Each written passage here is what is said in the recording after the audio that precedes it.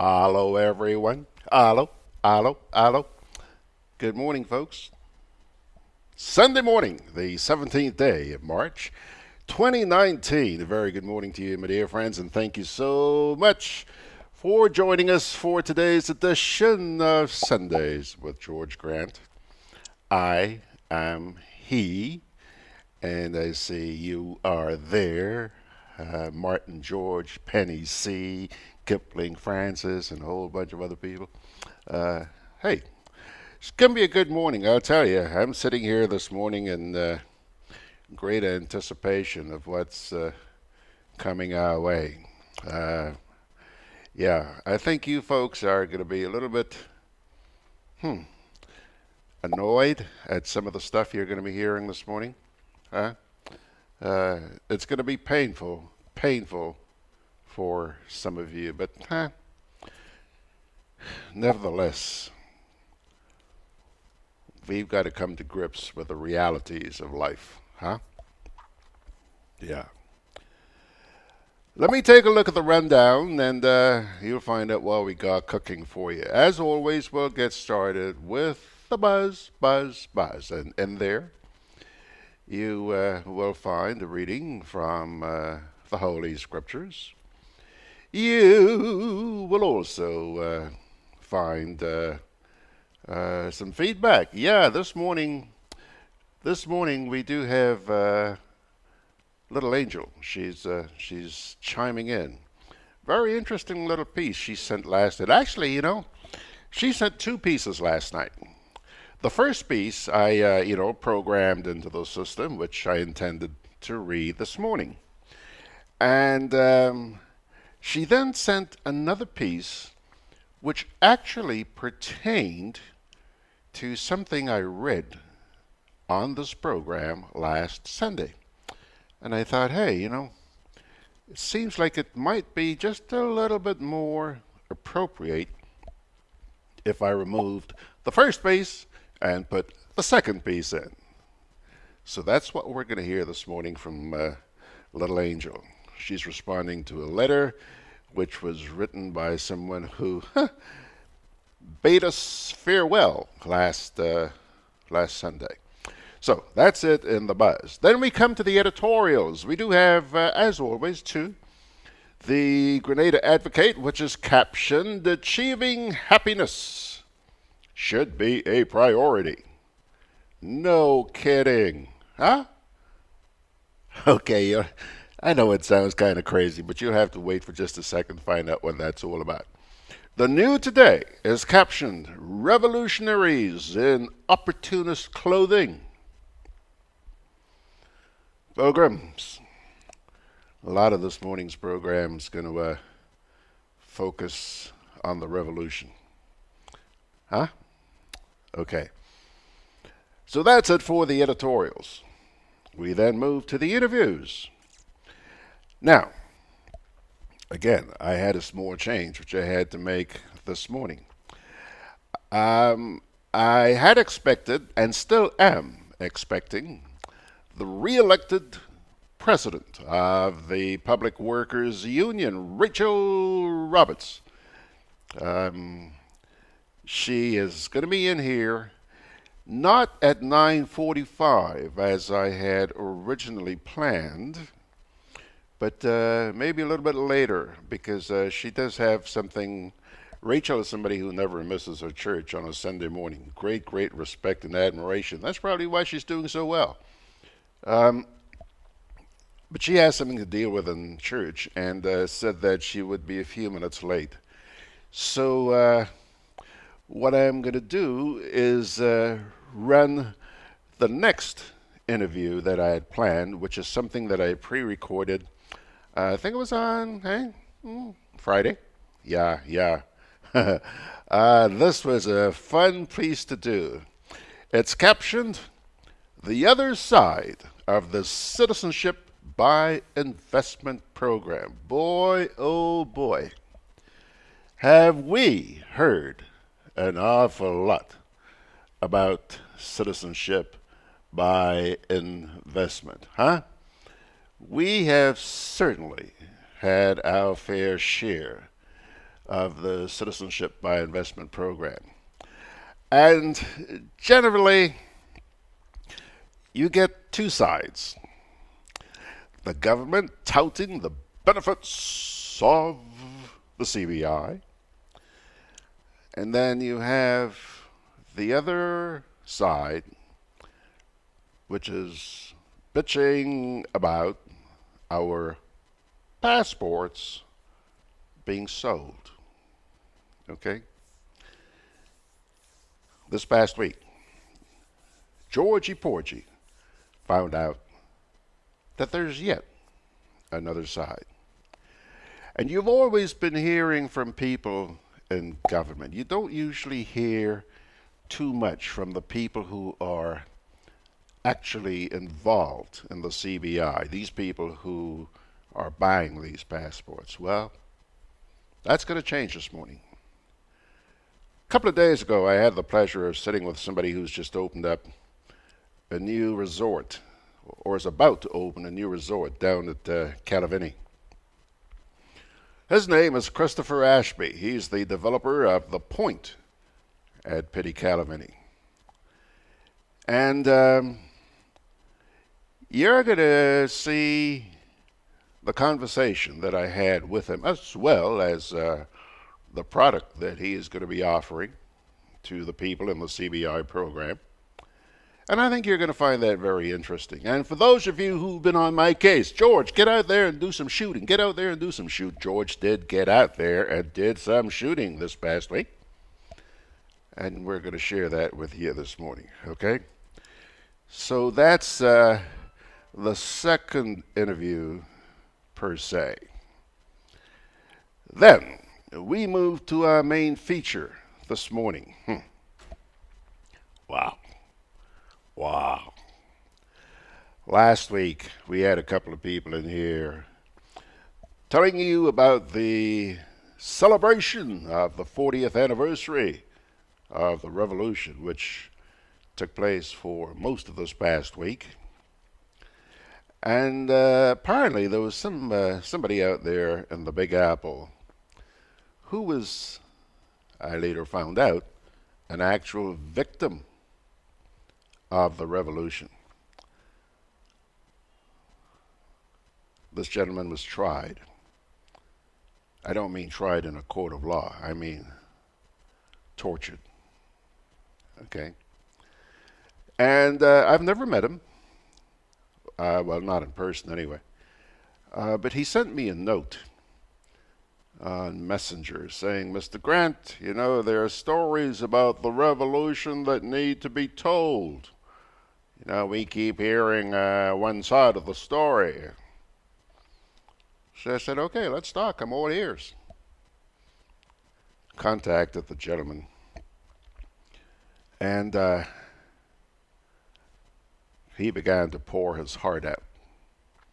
Told me what he had been through during the Revolution.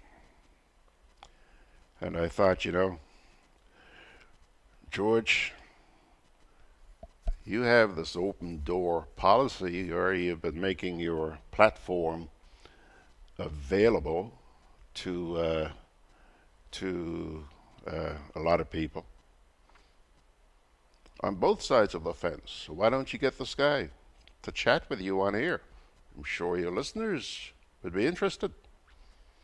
So that's what I did. I asked him if he would appear this morning, and he is going to be appearing by Zoom. He's not going to be here. This gentleman is out there in the Big Apple. And I think you're going to be moved by what you hear this morning. Let's leave it at that for the time being, okay? And by the way, the piece is captioned, More Untold Stories About the Grenada Revolution. All right? So, my dear friends, that's what Georgie Porgy's got cooking on this Sunday morning. Kind of hesitate because it's not raining or anything. We did have some light showers overnight, but right now it's just kind of cloudy out there. Nothing to worry about, you know, no big weather systems or anything happening. Let me turn. You guys have been busy. On social media, there she is. She's at the top of the list this morning, eh, Anthea? Hello, Anthea, out there in Decatur, Georgia. Ashton Fletcher is saying good morning and happy and blessed Sunday to you and the beautiful people of Grenada. Aren't we gorgeous? Huh? Aren't we, Ashton? Yeah, man. Grenada Sunshine is saying happy St. Patrick's Day. Good morning, George and class. I forgot. St. Patty's Day. Happy St. Patrick's Day. Shabba Regis is saying good morning to you, Mr. Grant, coming from London. You're live and direct in England. Blessings. Yeah, man, we're there. And we try to be every Sunday morning for you guys. Always nice to see you out there. Lincoln. Hello, Lincoln. He's in Florida, saying good day to everyone, and as always, sending God's blessings, which we do appreciate, my dear friend. Margaret. Hello, Mags. Happy Sunday. Well, happy Sunday to you too, kiddo. John is saying good morning, George, and the rest of the world on St. Patrick's Day. Well, John, you remembered, didn't you? Yeah, okay, thank you very much, sir. Ryan is saying good morning, George and friends. Happy St. Patty's Day, but do not drink and do not drink and drive. Who can drink on a Sunday morning? Eh? Ryan, good to see you, fella. Kipling is saying God's blessings to all, and Ryan is saying CBI ad nausea. Yeah, I like I mentioned a little while ago, man, there are a lot of strong views on either side of the CBI spectrum, but I do urge you to listen. If even you do not agree, at least you should walk away from this morning's presentation knowing a little bit more than you already know about the CBI program. So listen. All right. Open heart, open mind. Who else? Chester, hello there, Jess. He's chiming in from Zurich in Switzerland, and Bernard is also saying good morning, as well as Lydia. Glenn, Andrew, Mark is wishing everybody a happy Sunday. And Ernesto says what? Great rise, Principal G and fellow listeners. Great rise? Listeners got in this morning, but Education Sunday is on, and I'm up. Happy St. Patrick's Day to all. Okay. Over there on Rumble Chat. Hello, Jackie. Just down the road here. Jackie, one of these days, why don't you bring some bakes and saltfish when we're doing the program? During a commercial break, I could... But we're not going to invite Margaret, okay? We're not going to invite Margaret. Just between you and me, Bring something to eat. We Will Rise on Rumble Chat is also saying good morning and wishing you all a happy Sunday.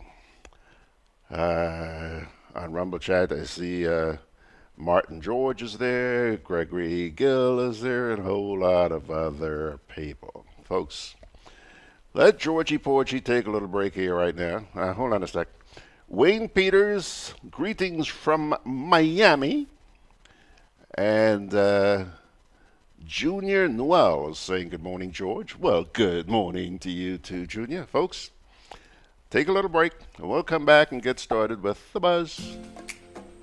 Juve chocolates, cocoa nibs, and cocoa balls from Diamond Estate Grenada are now available at Amazon.com, Amazon.ca, Amazon.co.uk, and GrenadaMarket.com. Try their sensational touch of nutmeg and a touch of ginger chocolates, 75% dark and rich, 100% pure cocoa, and their 60% dark and sweet chocolate bars today. Amazon Prime members enjoy free shipping on these orders in the USA, Canada, and Europe. GrenadaMarket.com. When you can't come to the island, the products of the island will come to you.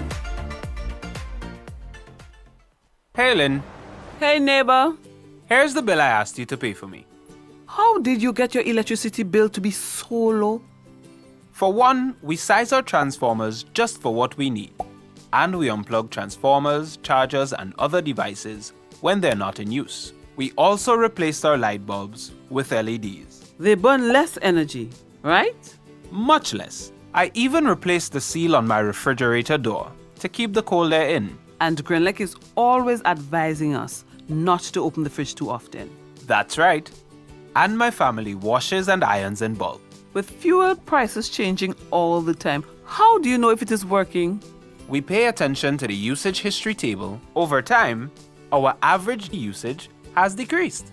So while Grenada can't control fuel prices, I can conserve energy and save money. Grenlec, energizing our Grenada.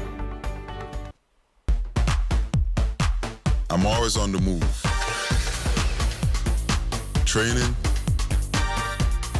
traveling, competing. So it's good to know I have Co-op Bank in the palm of my hand. Introducing e-banking, one of many customer convenience services from Grenada Cooperative Bank. And there's more to come. It's swift, simple, and secure. Welcome home. Okie dokie, folks, where are we now? Let's see here, 17 minutes after the hour. Sunday morning, folks. Before I get into the buzz, let me get back here to Facebook. Mickerman Alexander has just chimed in saying good morning. And it's Rachael Pace. Hello, Rachael, saying good morning, George. Jackie, you're bipolar this morning. You're over there on Rumble Chat. You're over here on Facebook. Eh? You're everywhere. If you think that's going to absolve you from bringing the bakes and swordfish, forget it, girl. I'm waiting. Fitzroy Adams is saying good morning to my fellow comrades. He's watching from Brooklyn. John Kennison says, George, please ask Mr. Ashby how his 2-year-old project at The Point is going. Well, actually, I'm not going to be able to do that, John, because as I mentioned to you, the piece that you're about to see was actually pre-recorded, I think it was Thursday or Friday this past week, a couple of days ago. And you'll find out just how the project has gone or is going or is intended to go. In fact, all of that. Wayne Peters is saying good morning from Miami. Okay, Ernesto Jose says, looking forward to your video, Principal. John Crow, hello, John Crow. Pleasure speaking with you a couple of days ago, and I look forward to continuing our dialogue. Says, good morning, Sir Grant. Sorry that I did not respond more timely. We'll follow up during this week. I appreciate you. Crow. Thank you very much, sir. One of these days, John will tell you about the conversation we had. I could not believe his name was actually John Crow. I thought it was just, one of those make-up nicknames. And, it was a good conversation. I really enjoyed talking with this gentleman, and I am hopeful that I will get him to agree to join us on one of these programs. How about that? Okay? John says, okay, so sorry. Yeah, John, just hang in there for a wee bit. We'll get to that in just a wee bit, okay? But right now, let's get into today's edition of The Buzz. And hold on a minute. Just want to make sure that we got all our little duckies lined up here this morning. Yeah, hang on. Are all our little duckies lined up here this morning? Yeah. Jackie says here on Rumble Chat, okay, next week. Folks, you are my witnesses. We have just been promised bakes and swordfish next week by Jackie. Now, I didn't tell her that it was for all of us. Except Margaret, of course, okay? But she has said, okay, next week. Girl, I hope you have a lot of swordfish. And bakes too. Chester Simon is saying good morning, and so is Tessa Berry, wishing everyone good health and a blessed week ahead. Thank you so much. So let me scroll back and see. Somebody named Always Listening is also there on the conversation. Okay, folks, our opening scripture today comes to you from the book of Psalms, Psalm 44. Psalm 144, verses 7 to 11. Reach down your hand from on high. Deliver me and rescue me from the mighty waters, from the hands of foreigners whose mouths are full of lies, whose right hands are deceitful. I will sing a new song to you, my God. On the 10-stringed lyre, I will make music to you. To the one who gives victory to kings, who delivers his servant David from the deadly sword, deliver me. Rescue me from the hands of foreigners whose mouths are full of lies, whose right hands are deceitful. Psalm 144, 7 to 11. All right. That's our opening scripture just before we pull the curtain down. High noon. We'll have another one for you. Now, let's get into the feedback section. Let's get into the feedback section. Hold on a sec here for the feedback section.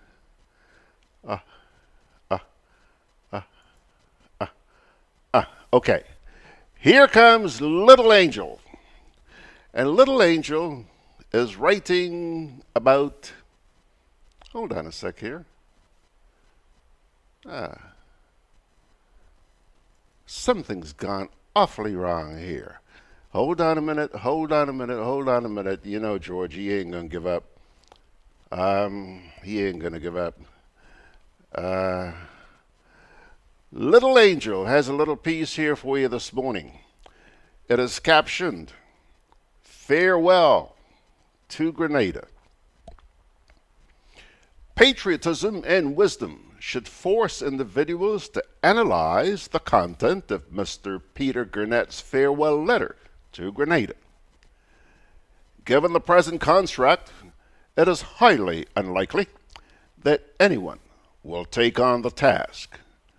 But for what it's worth, the following are comments on a few statements that were made. Quote, "It is time to say goodbye," unquote. How many Grenadians would like to say goodbye to incompetence, fake news, rhetoric, unfairness, injustice, broken systems, and failed institutions which exist across the Tri-Island?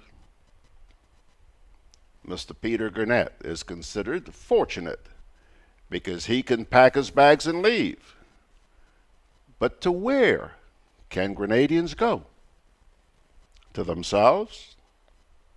And do they truly want to go anywhere? And if ever, could it be that they are waiting for someone to take them there? Identifying problems is key to finding, but not offering solutions in Grenada, as Mr. Gurnet and so many others like him may have learned and were forced to admit over the years. It then begs the question, what will it take to address the many problems with governance and development which confronted Grenada since colonial times and continue to plague its small population of only a little over 100,000 people? there is no shortage of knowledge, abilities, and skills that can be tapped and used in order to take Grenada to a better place. But progress is stifled due to a lack of vision, selfishness, and egotistical moves which get in the way and definitely are not conducive to nation building. Much is needed in order to improve experiences and life on the island.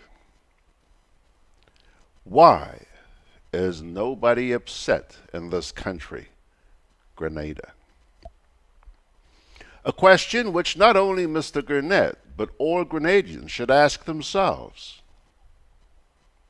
It is pathetic to witness a nation that is complicit towards its own plight.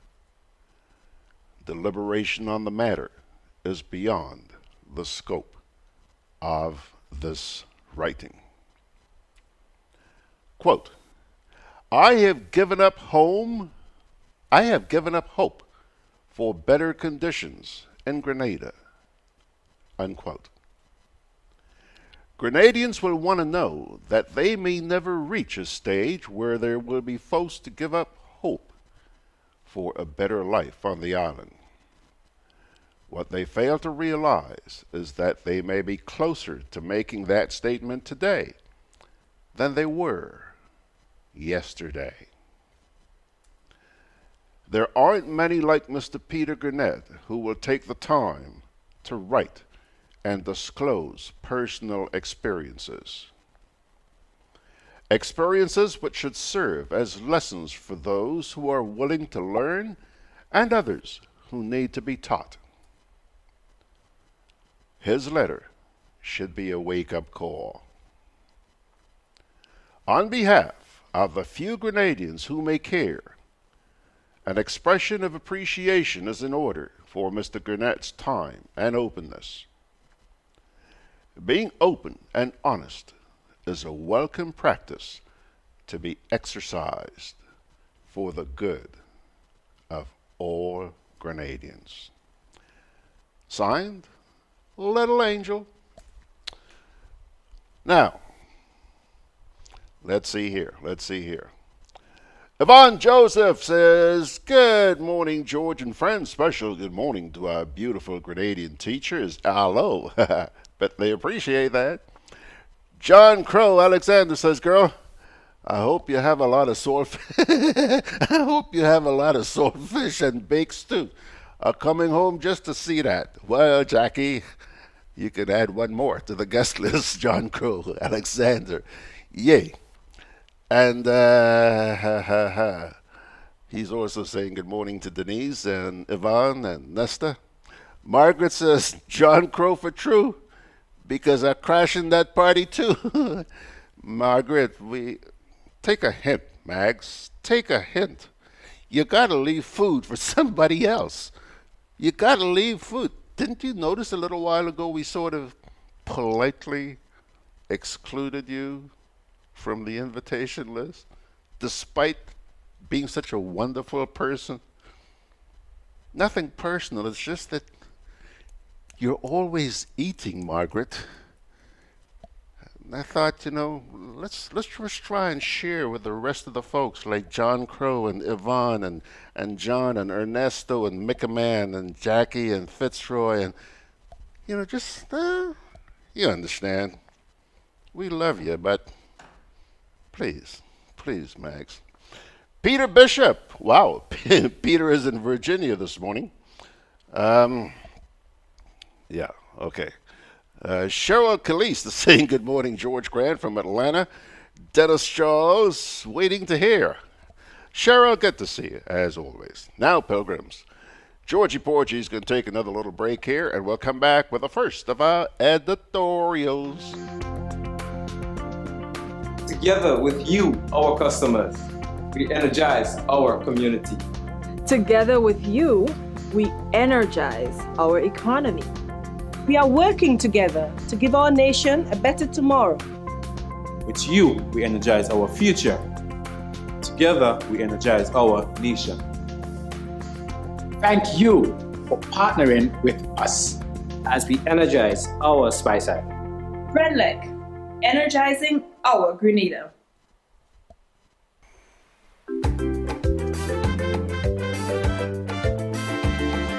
Grenadian General Insurance Company, strength and stability. Grenadian General Insurance Company, tell your friends, tell your family. We cover householders comprehensive, motor and even fire too.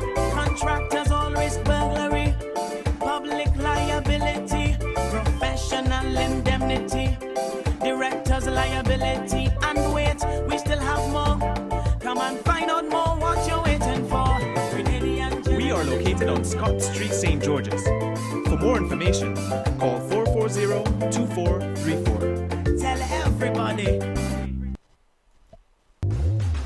With free island-wide delivery, Hubbard's Building Supplies and Lumber Departments continue to provide the best quality lumber, steel, tiles, plumbing materials, electrical, and general hardware supplies at competitive prices. We continually consult with builders, homeowners, and contractors to improve product range and services. Enjoy discounts where applicable, including the use of credit and debit cards. At Hubbard's Building Supplies, Grandance, and Lumber Department, Caranage, we offer quality service, affordable prices, giving you the convenient, reliable, free island-wide delivery. Call 440-2087 for all your home improvement and building solutions. Alrighty, on Rumble Chat here, always listening is saying greetings from Washington, D.C. Good morning, always listening. Pleasure to have you always. And there's a little note here from Penny C. Penny C is saying, hi, Jackie. Looking forward to seeing you, and hopefully George will share. I'll tell you what, folks. You've heard us talk about Penny C. She's been joining us on Good Day Grenada for quite some, and on this program as well, for quite some time now. Well, Penny C is the person who lives out there in northern Quebec where it's always snowy and cold and everything. She's had enough, and she's going to jump on an airplane next Saturday. Come on down, spend some time here with us in Grenada. So hopefully, I'm not making any promises, but hopefully I will get her to sit there just so that you can actually see who Penny C is. No promises, just a hope. The editorial which appeared in this past week's edition of the Grenada Advocate is captioned, Achieving happiness should be a priority. Amidst all the activities in March, there is one occasion that receives little fanfare, which should perhaps be the one subject that everyone focuses on each and every day of their lives. On the world scene, March is the time of 15 internationally observed days, such as International Women's Day, International Day for the Elimination of Racial Discrimination, and World Water Day. Yet, one occasion, International Day of Happiness on March 20th. Though it may seem insignificant in the face of all the challenges facing people all over the world, may actually be the most important. As former United Nations Secretary General Ban Ki-moon once said, and I quote, International Day of Happiness is a global chance to assert that peace, well-being, and joy deserve primacy. In the midst of grave injustices, devastating wars, mass displacement, grinding poverty, and other man-made causes of suffering. In fact, it not only deserves primacy, it should be used as a measurement of the strides being made in other areas. The UN Sustainable Development Goals seek to end poverty, reduce inequality, and protect our planet. Three key aspects that lead to well-being and happiness. Therefore, the attainment of happiness is crucial. However, economic, environmental, and equality issues aside, there are other aspects of happiness which must be considered. Achieving goals, dreams, and standards is another measurement of happiness. Having the world spread before you on a platter with the freedom to make choices and the support to do so is only one part. People must also actively participate in the journey, overcome challenges, attain goals, and delight in their success to experience true happiness. Finally, but most importantly, a spiritual balance and contentment is usually necessary for one to reach a level of happiness. External factors and personal achievements will fail to have an impact if one's psychological and emotional well-being are in turmoil. Therefore, organized religion and spiritual practices like meditation can help in this area. Here in the region, the idea of achieving happiness should be central to policies. It would be good to remember that happier employees work harder and better. Therefore, not only should individuals examine themselves to ensure that their spiritual, psychological, personal development, and career goals are set and achieved, but employers must also seek to ensure the right environment is available. A balance must be achieved between the workforce and the employer. So employers must provide the necessary tools with which staff can produce increased quality output. And individuals must give their all at work while maintaining a balance between all the areas in one's life. Yep. That is the editorial which appeared in this past week's edition of the Grenada Advocate.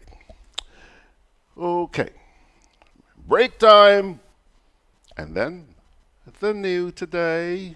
Yeah.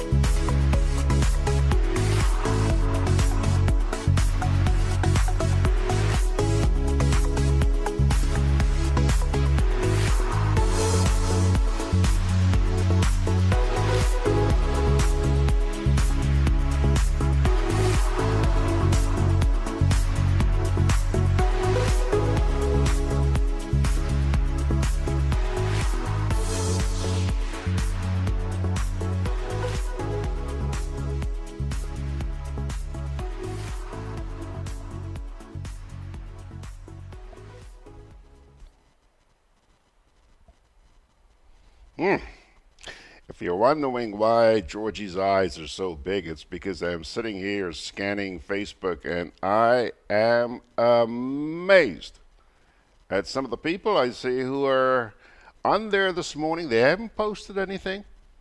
Very quietly. They're watching. They're watching. Folks, welcome. It's nice to have you. The editorial which appeared in this past week's edition of New Today is captioned, Revolutionaries in Opportunist Clothing. 40 years after the birth of the Grenada Revolution, the first armed overthrow of an elected government in the English-speaking Caribbean, the mammogism continues by some of the adherents to left-wing politics. The New Today finds it extremely difficult to understand what the so-called revolutionaries who were indoctrinated by Bernard Coard are commemorating this month after actively destroying what they had fought to bring about through the use of arms and ammunition. The decent and patriotic people who were around in 1979 to 1983 have a serious responsibility to educate and protect the new generation of unsuspecting Grenadians who might fall victim to the nice-sounding catchphrases being thrown out today by the so-called revolutionaries. 40 years later, these people have failed to do a proper audit and assessment of the problems that led to the slaughter of their own Prime Minister and former comrades on Fort George some 4.5 years after creating their own revolution. The so-called apology for the tragic events on October 19, 1983 will not cut it, because these people are still to accept criminal responsibility for the massacre on the fort, in which they killed their own revolution and some of the more popular leaders of their own process. The so-called revolutionaries have continued to protect their chief, ideologue Bernard Coard, who indoctrinated them into following the hardline democratic centralism principle as tried and failed in the Soviet Union, and attempted to portray and paint Bishop, in the end, as a power-hungry, washed-up socialist who was seeking to implement the Cuban model in which the then Commander-in-Chief, Fidel Castro, was the principal figure in the revolutionary process in Havana. 40 years later, there are so many unanswered questions about the true role of Bernard Coard in destabilizing and mashing up the Grenada Revolution in pursuit of his own personal ambition. The vast majority of Grenadians are not aware of the fact that on March 13, 1979, the New Jewel movement did not have a single political leader, but that Maurice Bishop and Unison Whiteman were the two joint coordinating secretaries of the party. The decision to appoint Bishop as the new Prime Minister and #1 figure after the NJM troops had overthrown the Eric Gairy government was taken at a meeting of the Political Bureau and senior members of the party at Studio 2 of Radio Grenada at Montrouge, Grand Anse.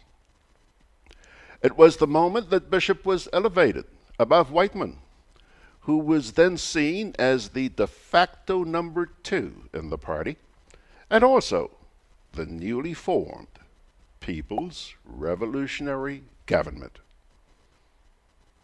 This newspaper challenges the revolutionaries to explain to the Grenadian people when their ideologue Bernard Coard was given the nod by the NJM to leapfrog over Unison Whiteman to become number 2 in the party, and also to the position of Deputy Prime Minister in the PRG. Was this the first coup d'etat within the NJM and PRG that was pulled off by the over-ambitious Bernard Coard? Will the so-called revolutionaries, who are nothing but opportunists, ask Bernard Coard to come forward and answer the following question? Did the Cubans have to restrain him in 1981, after the bottling plant incident, which he allegedly came up with a proposal to start the widespread nationalization of private enterprise in the country as part of his misguided Marxist-Leninist indoctrination? The information unearthed by the New Today is that there were internal rumblings within the NJM after the announcement came that Coard was now the Deputy Prime Minister of the country, and not Whiteman, who was the other Joint Coordinating Secretary, along with Bishop, since the formation of the party in the 1970s. The anti-Coard forces within the NJM decided not to make it an issue in order to avoid giving the enemies, especially the United States, any inclination of a division in the ranks of the Grenada Revolution. This newspaper will always keep at a distance the Coardites, who are now parading all over the media to keep the memory of March 13, 1979 alive, in order to pursue their ambition of one day recapturing the seat of government and power in Grenada. The Coardites are now operating as part of the so-called Project Grenada umbrella within the ruling New National Party of Prime Minister Dr. Keith Mitchell, after helping to unseat the 2008-2013 National Democratic Congress government of Prime Minister Tillman Thomas. These opportunistic revolutionaries had once given thought to joining the NNP in the 1990s, but backed off, given the age of Dr. Mitchell, whom they felt might be around at the helm of his party for a very long time, and had no intention of bowing out soon from frontline politics. An opportunity presented itself for the Coardites after the 1979 general elections, when the NNP won all 15 seats, and the NDC was forced to rebuild after the disastrous showing at the polls. The Coardites came into Congress in droves, but Uncle Tilly eventually stood in their way from rising to the top and taking power in the battle that took place prior to the mass expulsions at the party's convention in September 2012. The New Today is confident that the revolutionaries who were indoctrinated by Bernard Coard will never be able to win any power in Grenada on their own, and will always seek to climb on the back of anyone to achieve their main aim and ambition. The people do not trust them, and the NDC itself should now be cognizant of this fact, given the outcome of the general election 1 year ago. The Coardites will never come to terms with the reality that they can be part of the process to build this country, but the people will not empower them, ever. Through the ballot box, to hold on to the to hold on to the reins of power and government in the current dispensation. It is nothing but a charade by the Cordites to presently seek to claim March 13, 1979 as their proudest moment, because history will record that group as the only set of people in the Caribbean to fight to bring about a revolution and then turn around and fight so hard among themselves to destroy the very process. History has proven that the Cordites are not genuine revolutionaries, but are, in fact, opportunists of the worst kind, masquerading in revolutionary clothes. Pilgrims, that's the editorial which appeared in this past week's edition of the New Today. Let me see here, let me see. Good morning, George from Brooklyn. Anthony is saying good morning from Brooklyn. Thank God for my safe journey to and from Grenada. He's back in the Big Apple. Charles Norman says, listening quietly on the side. Hello, Charles.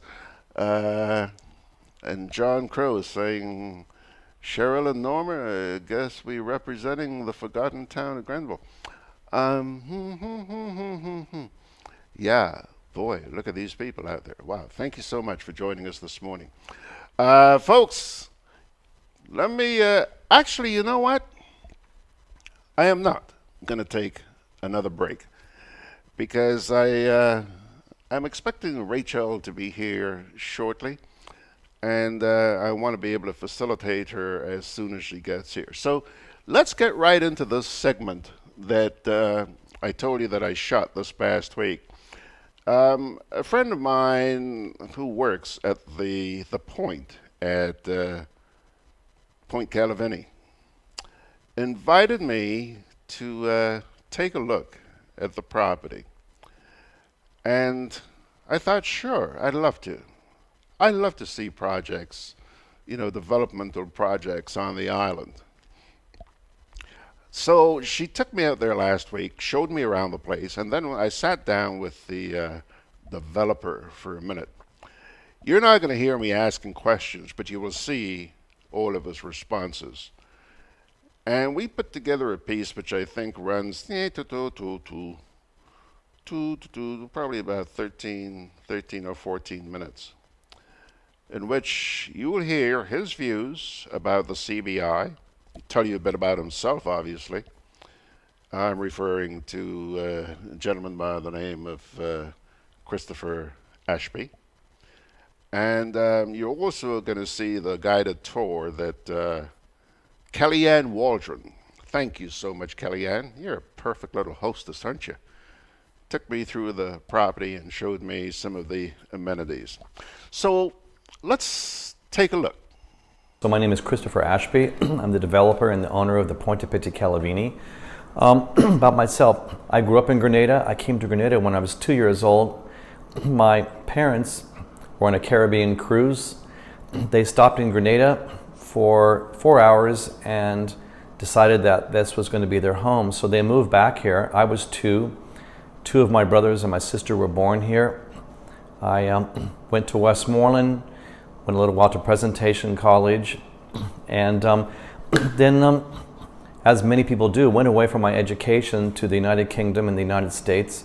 And then I'm officially now, I suppose, a JCB. In 2007, I came back to, with no intention at all of being in business. I came back to really build upon my foundation. I have a foundation that provides medical care, and it really was my interest in giving back to Grenada, which gave so much to me. And I'd never heard of CBI or any of these sort of things, and but I am a firm believer in acquiring real estate, have been acquiring real estate for many, many years in Grenada. And so this being the case, I decided after much work and research to build something really fantastic in Grenada. One of the things I'm so proud of is this was built by Grenadians, owned by Grenadians, and it's one of the few projects that isn't being built, I'd say, by individuals who don't live here or not Grenadians. So I'm one of those who came back and actually gave back to my country and gave something that I think is absolutely beautiful and will be here for many, many years. So that's sort of my story. Oh, my father and mother both worked for the government of Sir Eric Gary. My father was the chief veterinary officer for many, many years, and my mother was, she basically was a chief occupational therapy doctor, which was a form of physician that does occupational therapy. So my family has deep roots working with the governor of Grenada and also giving back in this country. I have never heard of CBI before I came to Grenada, though I have many citizenships. I never knew you could actually acquire a citizenship this route. So I heard about it initially in Grenada through Steve Horsford, who was the original director of the CBI, and then through just further research with different financial markets. I went to a lot of seminars, read a lot of books, hired a lot of attorneys, managed understanding the risk, etc. of this before I got involved in it. So the way it works, there's two choices. An individual wishing to become a citizen can either give a donation to the government of Grenada or invest in an improved development. I will add that of all the citizenship programs in the world, and right now there are 23, Grenada has the most stringent of the due diligence requirements. It is, thankfully, our government, our leadership, and especially our Prime Minister, who's head of national security, take this extremely seriously. So we're not the cheapest, we're not the fastest, but we are the most thorough of all the due diligence programs, and I believe of most of the programs. What you won't see about Grenada compared to other programs, you won't see things saying that, we had criminals slip through or governments are coming after us. We're extremely clean, and that is because we have taken the proper steps to ensure that our country is safe and that the people who will be chosen to be citizens are vetted thoroughly, both in Grenada, in their own home countries, and then on a global scale also. One of the things when I first started this process was I wanted to build something that was manageable. What I see a lot with these citizenship projects and other real estate projects in the Caribbean is that, as one of my mentors said, a lot of people are running enthusiastically in the wrong direction. And so what I wanted to do was build something that was small, that was manageable, and will be completed. If you look throughout the Caribbean, not so much in Grenada, but in other countries, St. Kitts, Antigua, etc., you'll see many of these real estate projects that are CBI approved that are in a state of partial completion, mainly because of the lack of funding, lack of financial oversight, and perhaps just the complexities of the market in obtaining clients to come in and make these investments. So the project here is 12 condos, which are, well, by the way, the project is entirely completed.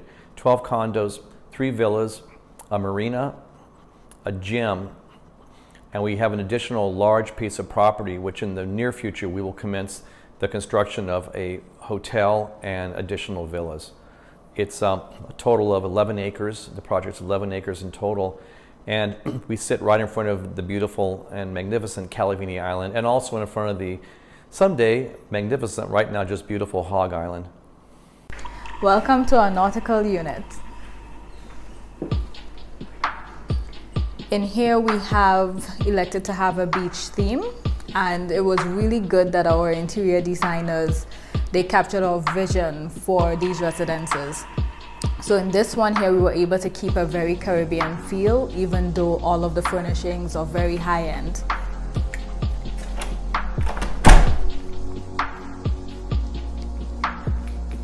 They accounted for every detail.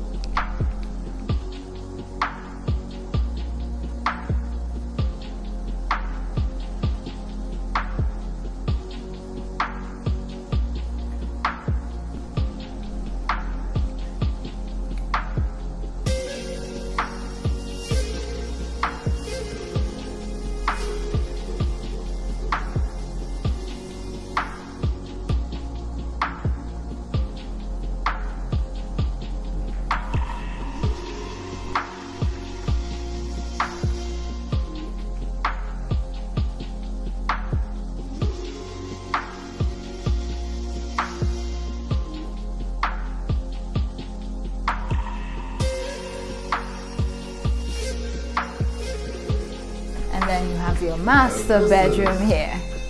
Wow. So this room is the master suite in our nautical condo, and as you will see, we kept the theme being very Caribbean, being very beachy, very nautical, as you would see with the paintings of the various knots that are used in sailing. Then you would also see that the furnishings, they are depictive of a lot of driftwood, which you tend to find on the shores of beaches. So our lamps, for example, and then we have our chairs that are made of bamboo, natural wood as well.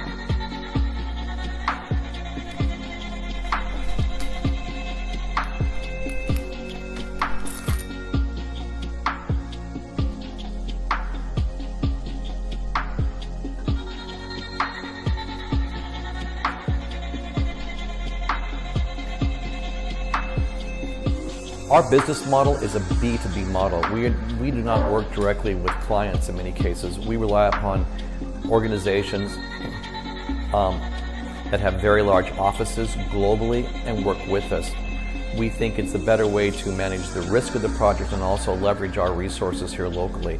We never had any intention of building a 200 or 300 person staff to go and obtain this business. So we work with partners in right about 7 countries now. And I would say those are the Middle East, Asia and South Asia, and Europe, the United States.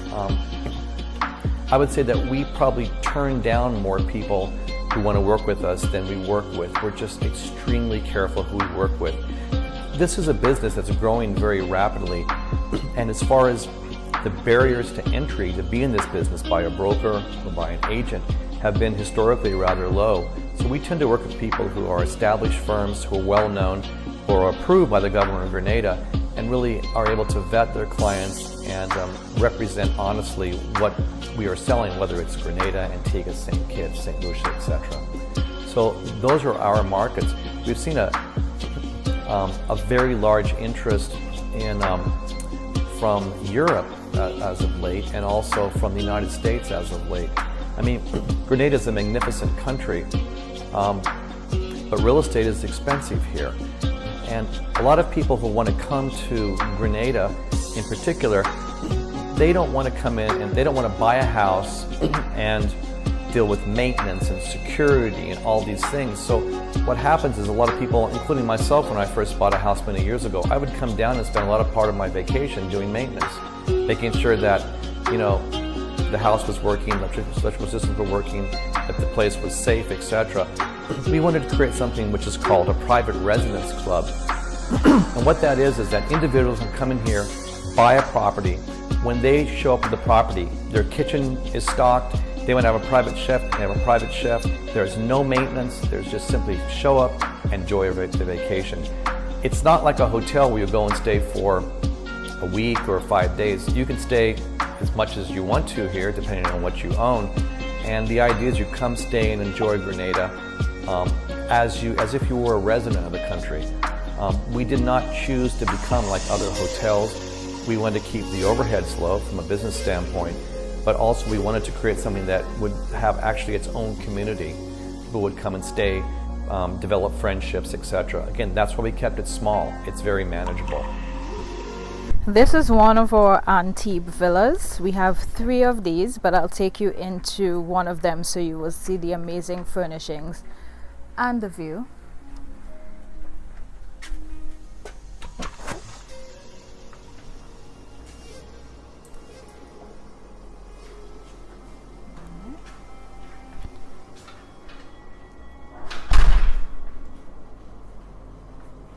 Oh, sorry. This is our dining area that goes into the living room. This is the common spaces. This villa has 3 floors. Again, we tried to keep the theme in this unit to be very Caribbean, also keeping with the sea and the bays and the natural environment that we have here at the point. This lever here, the living rooms open out onto the pool deck, where we also have an outdoor kitchen area, and it's really beautiful for not just sunbathing but also for entertaining in the evening time.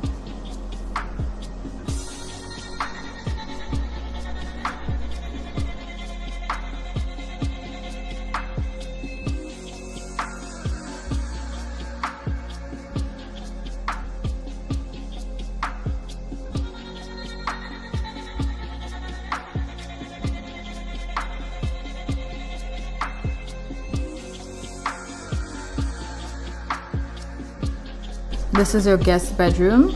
In here, the interior design is also in keeping with the general theme of this villa, the very beachy Caribbean feel. You can see it in the blues and the greens that are used in this particular unit.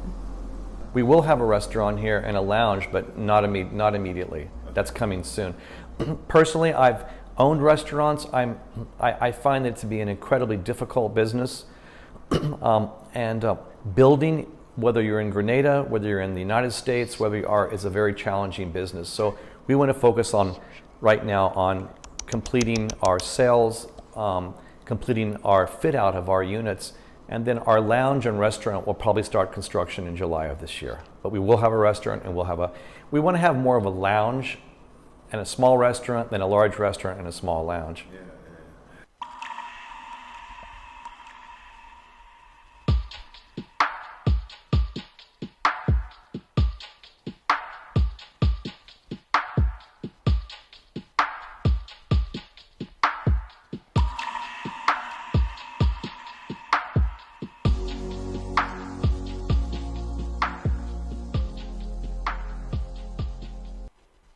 All right, you asked for it. Well, Georgie Porgy went out there and scouted around and brought you some content here this morning. Thank you very much for taking the time to watch that. Let me go now to Facebook, because I'm not at all surprised. There are some comments there on Facebook. Kipling Francis says, bought and paid for by God knows who. Whoa, my sweet Grenada.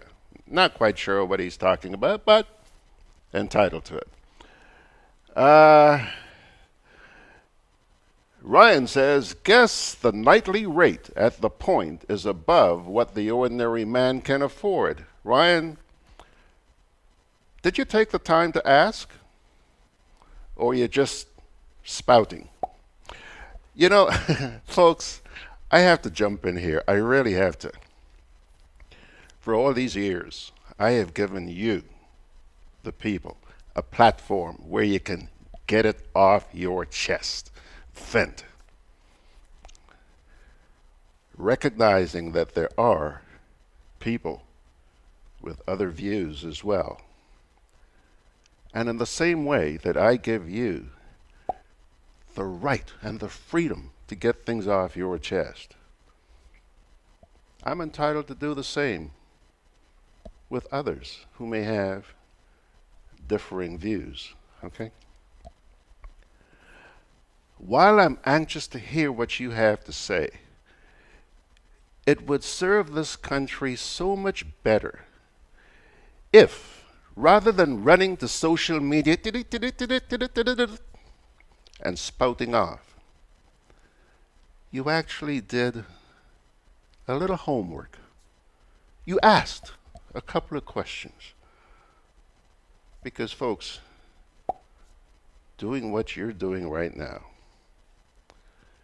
is doing more damage to your country than the same people you're criticizing. Yeah, tell them George Grant said that. Yeah. I want to hear from you. I give you a platform. It's all yours. Shoot.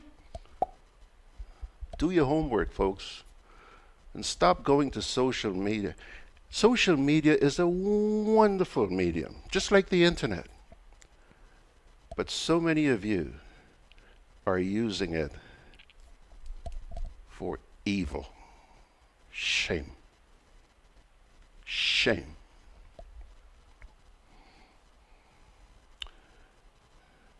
Reese Francis says, very nice, high end. Elimus Gilbert says, Dennis Charles, good morning. Waiting to learn something. That Dennis Charles is the person we're going to be speaking speaking to in New York after we're through with Rachael this morning. Mickaman Alexander is asking here, who gave him permission to cut down the mangrove in the area?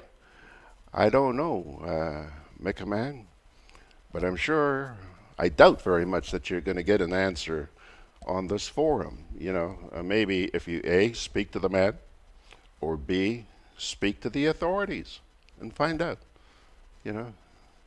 Social media. Think about it. Think. Andrea St. B. Mitch says, beautiful. But build a little hospital first, nah? Then hotels. Excellent idea, Andrea. Excellent idea. People are crying out for health care. Huh? I don't know if you heard, the gentleman mentioned that he does have a foundation which is helping in the area of health, huh? But I see your point very well. This nation has been crying out for attention to be paid to our healthcare system. And it seems like nobody is listening. Huh. Sherry Ann Earl says, true, we need better health care in Grenada. True, girl. Ronnie Slinger says, beautiful. David E.C. Frost says, is there a dialysis unit on the island? Andrea St. B says, these same visitors can get sick too. Locals need better health care. Always the cart before the horse in the Grens. Amen, Andrea. Right on, girl. Anthony the Rig says, don't know David, but they have KFC. Huh? Who's David?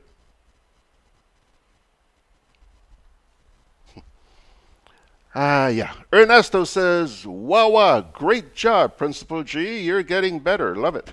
Thank you, Ernesto. Margaret Francis says, Andrea St. B. on the hospital. Very good point. If these buyers and visitors get ill, there must be somewhere good to go. And St. George's General Hospital ain't the place. Amen, Mags. Amen. Ernesto says, isn't the secret you're not telling me? You did a Margaret says here, David E.C. Frost, there isn't a standalone dialysis center that I know of, but dialysis services are offered at St. Augustine, around $753 or thereabouts a pop. That's true, Mags. I heard it was $750.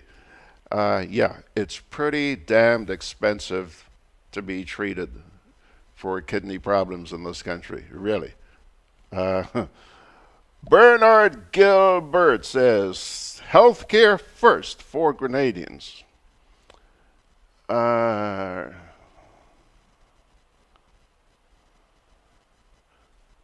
Ernesto says, I think he meant well. Please give him a chance.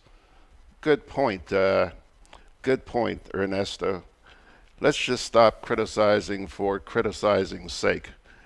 Because take a look, you'll notice that the people who are most vocal with their criticisms are the ones who are doing the damned least to change things. Just social media, Facebook, YouTube, doing nothing to help uplift the country. Vex if you want. I've always been honest with you. Not going to change this morning. David Frost says, I want to help Grenada get a dialysis unit for the people. Oh, David, you'd be welcome, sir. Welcomed. And I wish you the best. If there's anything I can do to help bring that to reality, yaman, you know how to reach me. Okay. I think that's. Let me take a look at the Rumble chat and see if there's anything going on out there on Rumble chat. Hold on a sec.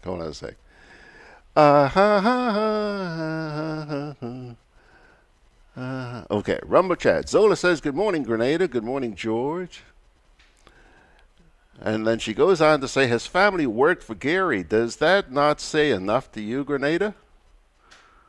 I'm not sure what you mean, Zola. Alanji says, "What does the CBI have to do with this? I get the impression that Mr. Ashby is a Grenadian citizen. If he came to Grenada at 2 years old," so says Alanji. Somebody's thinking. Margaret Francis says, "Yep, George, we went through the whole dialysis thing in Grenada with a cousin. It took several family members here to help with the payments." Margaret, I have heard stories, horror stories, and I pray to God I never need dialysis in this country. I pray to God. Rachel, come on in. Rachel is here. Come on in, have a seat, young lady. We've been waiting for you, and we're glad that you're here.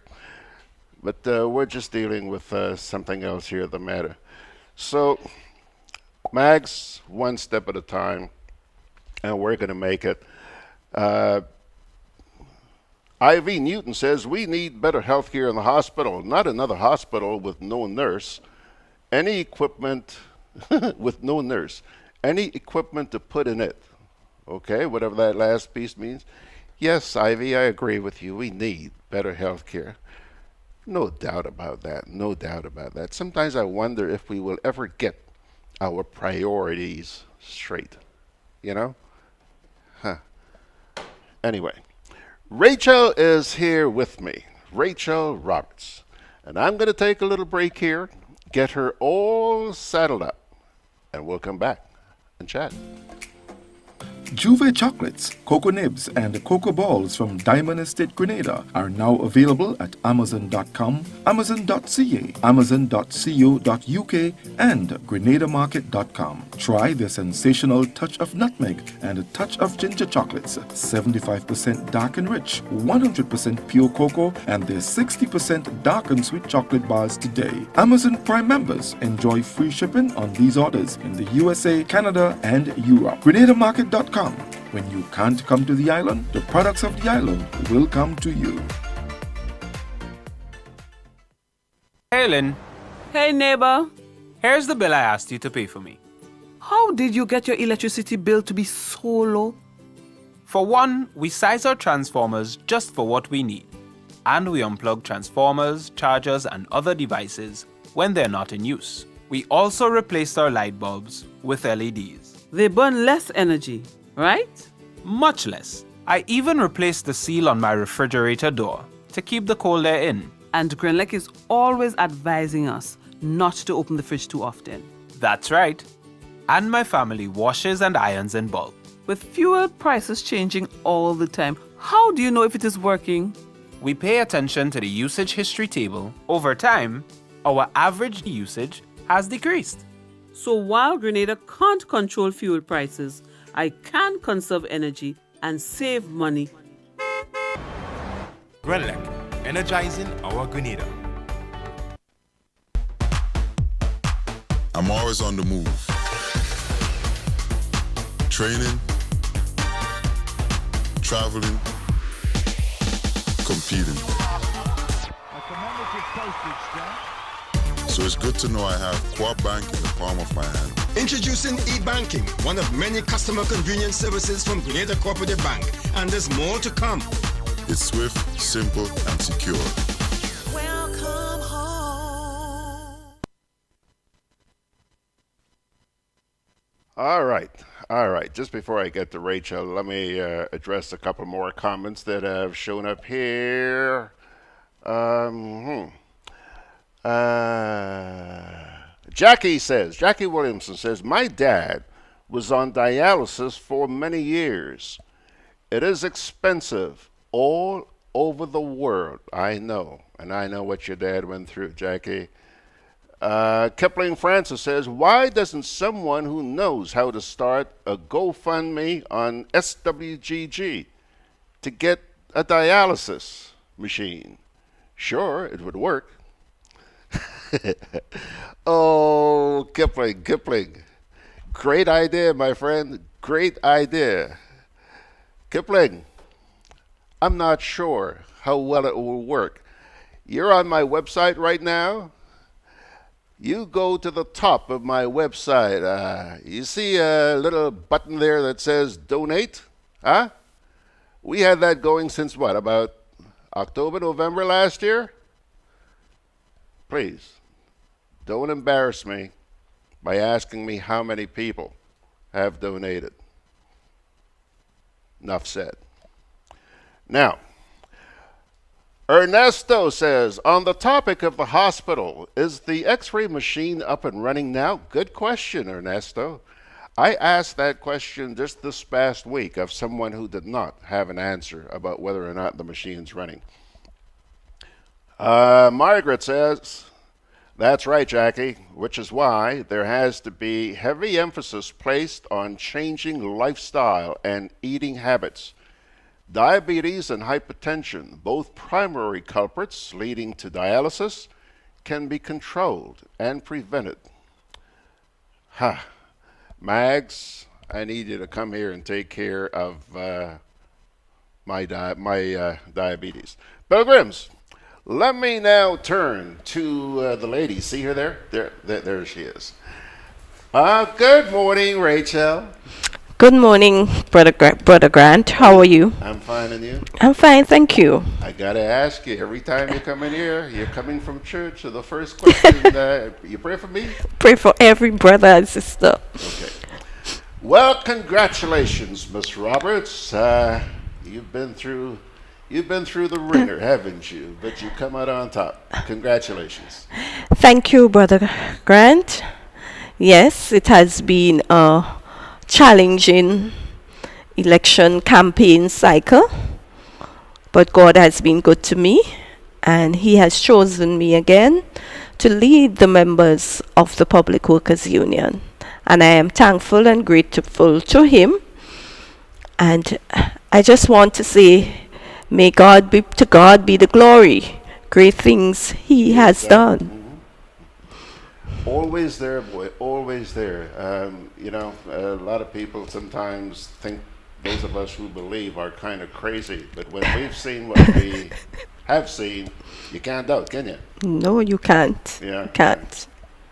So, this morning, time is at a premium with us, but now that you're back, I want you to tell me where you plan on going from here. George, it would be all about the members of the union. Members have a number of crises, and we have to support them. The challenges are huge, and members are in dire need of support of the union, and it is for us as an executive to come together, unite and work together on behalf of the members of the Public Workers Union.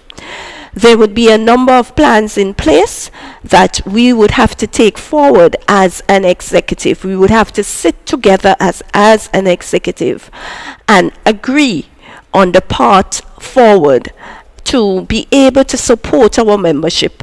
Members are crying. Members are really, really challenged, and it is for us to assist and to support our members. So that's the challenge the immediate challenge you're faced with. The immediate challenge is to try to resolve the grievances of members as they come forward, because as I have been going along on the campaign trail, I met a number of issues that members raised, and it is to satisfy these issues and to seek to resolve them.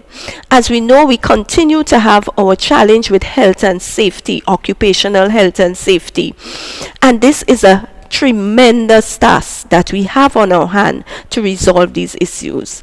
And we believe that because of the nature of occupational health and safety, our employer should be forthcoming and willing to help to resolve these issues, because occupational health and safety actually speaks to the wealth of the person. It actually speaks to the productivity of the employees. And if our employer cares and appreciates and values its employees, it would be willing to satisfy the needs of employees to be able to bring resolution and bring change as it relates to occupational health and safety. So we look forward to working with our employer to bring comfort to our members as it relates to occupational health and safety. We know also that the issue of pension is one that we have in the court. So I do not want to go to discuss this in its entirety, because I believe persons are totally aware of where we are going. Our legal counsel, they are working behind the scenes, and they will tell us when the case will be filed. We would hear very soon that that case is filed through the court, and we would know where we go from there. You know, elections are generally a dirty process. And now that this election is all over, do you have a feeling that you got a movement behind you that's prepared to work with you to accomplish these incredible goals you've got set out? I am very confident because I was elected by the members of the Public Workers Union, who placed their confidence and trust in me to lead them for yet a second term. So I am very, very confident, George, that the membership has the confidence in me that I have the ability to lead them again. And with that in mind, I know that others would come on board and support the process, because it is not about me, it is not about them, it is about the members of the Public Workers Union. And these are the persons we have to consider in all of this, placing the members first. And with God as our guide and helping us to make the necessary decisions, I believe that as a collective body, we can move the process forward and we can overcome. With God's grace, we can. Okay, now, in the run-up to the election, the Prime Minister, I think it was the day before the election, the Prime Minister made some comment which suggested that he was hoping to see a change in the leadership, and that if there was a change, that might affect the possible legal action that was now being taken, etc., etc. And I subsequently saw him denying that, you know, even though the public saw it. How hopeful are you that you're going to be able to work with the PM and his administration? I believe that as a trade unionist, we have to be able to work with all personalities. No matter the personality, you have to remember that you're serving your membership, and you have to go out there and do what is best for the members. The members would make the collective decisions, and the members' will would always be what I would try to portray at all times and satisfy at all times. It is always the members. We have to be persons, when we work with our employer, that we remember the ILO conventions that give us the mandate to work with our employer, because it is always the tripartite association that works under the ILO. We know that government, labor, and employee representative must work together as one. In our case, we have the government as our employer. So we have a twofold situation. And we are willing and ready to sit with our employer in any situation to discuss the matters related to the members. As I said, it is not about me. It is not about Rachael Roberts. It is about the union. It is about the membership. It is bigger than I am. You know, Rachael, I don't know if it's just wishful thinking on my part, but traditionally, there's been tension between governments and unions, and not just here in Grenada, okay? Do you do you envision the possibility that, in the coming cycle, we may see a sort of healing of that relationship between government and the trade union movement? Or is that just wishful thinking on my part? There would always be some level of tension between union and employers, because the employer would want to see something and the union interest would be a different interest. But George, we must look at everything from a mutual gains perspective and look at the opportunities where we could meet each other halfway. Not all the times you would get fully what you want. Not all the times the employer would get fully what they want. But we have to meet each other halfway. There would always be tension, no matter where you go, no matter what you do. There would be some level of tension. But it is for us to sit at the table and negotiate in good faith. Always when we negotiate, we must negotiate in good faith and try to resolve the issues around the table.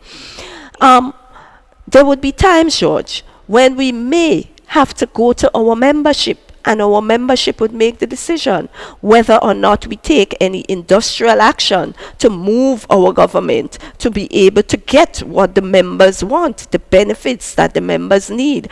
And we are willing and we are ready, as I say, to do whatever it takes to satisfy the interests of our membership. It is always about the members. If you're probably wondering why I'm smiling here, it's because throughout the number of visits, you've been with us frequently in the last little while. And something you have always stressed is it's always about the membership. You have constantly stuck with that, okay? And the reason why I bring that up is, you have a situation where we have our cabinet, for example, and we the people are its membership. But very often decisions are made without consideration for what we really want. Obviously, you see something that these people don't.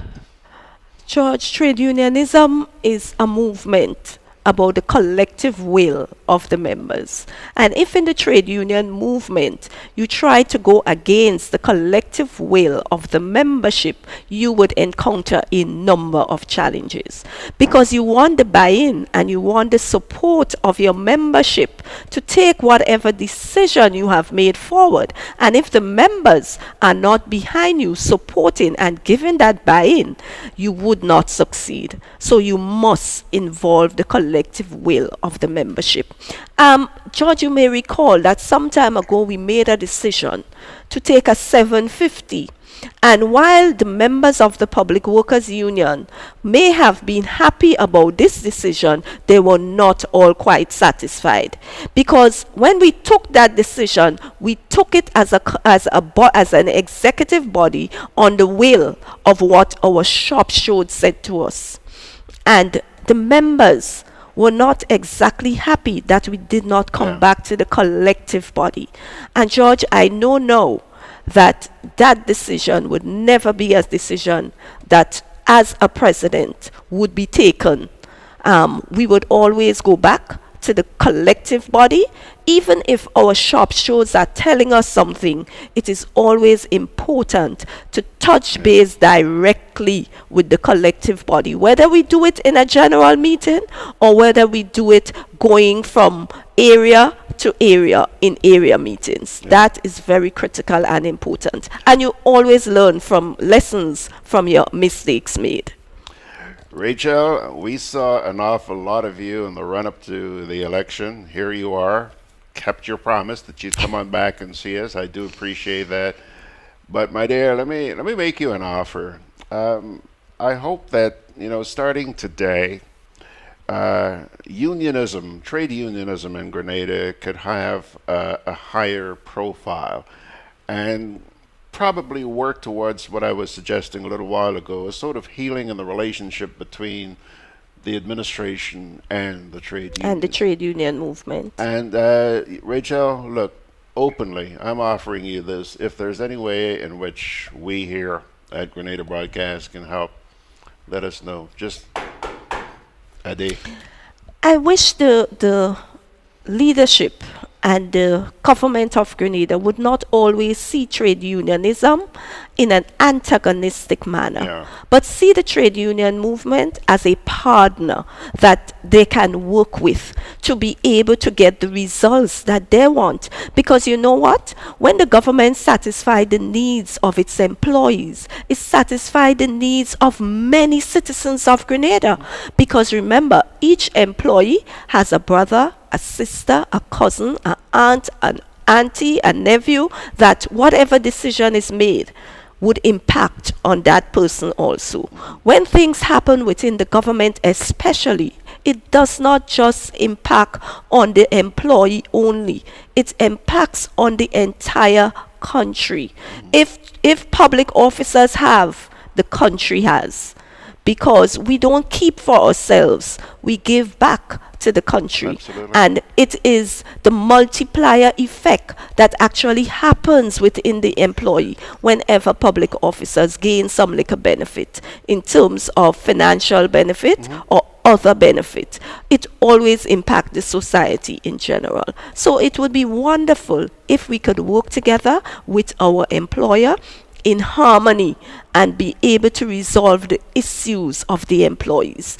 Because when you have employees who are happy, you have a productive workforce. And when you have a productive workforce, you benefit, the country benefit. Economically you benefit, socially you benefit. If you look at the situation that we had with our nurses and doctors, right now, we are feeling the pain of it because our nurses are leaving. They don't feel appreciated. They don't feel that their country really want them to serve here. And they are being offered better in another country. So they are leaving Grenada. And who would suffer? Us. We the people, we the citizens of the country are going to feel it. We are going to suffer. So it is better to engage the trade union movement, engage the unions, and let us have that buy-in and support so that we can support each other and be able to have the benefits spill off into the society. You know, Rachael, as I sit here listening to you, I sense that you're talking peripherally or indirectly about the situation which you guys face right now regarding gratuity and pensions, the need to work together. I wish you well, and I know that a large chunk of the people out there is behind you guys. They understand the fight. Keep us informed every step of the way. Okay? Thank you, George. Before we go, Peter Bishop says, congratulations to Rachael, and I wish her the best in her new term. Thank you. Ernesto says, congratulations, Miss Roberts, on your resounding victory. Keep the fire burning. Thank you.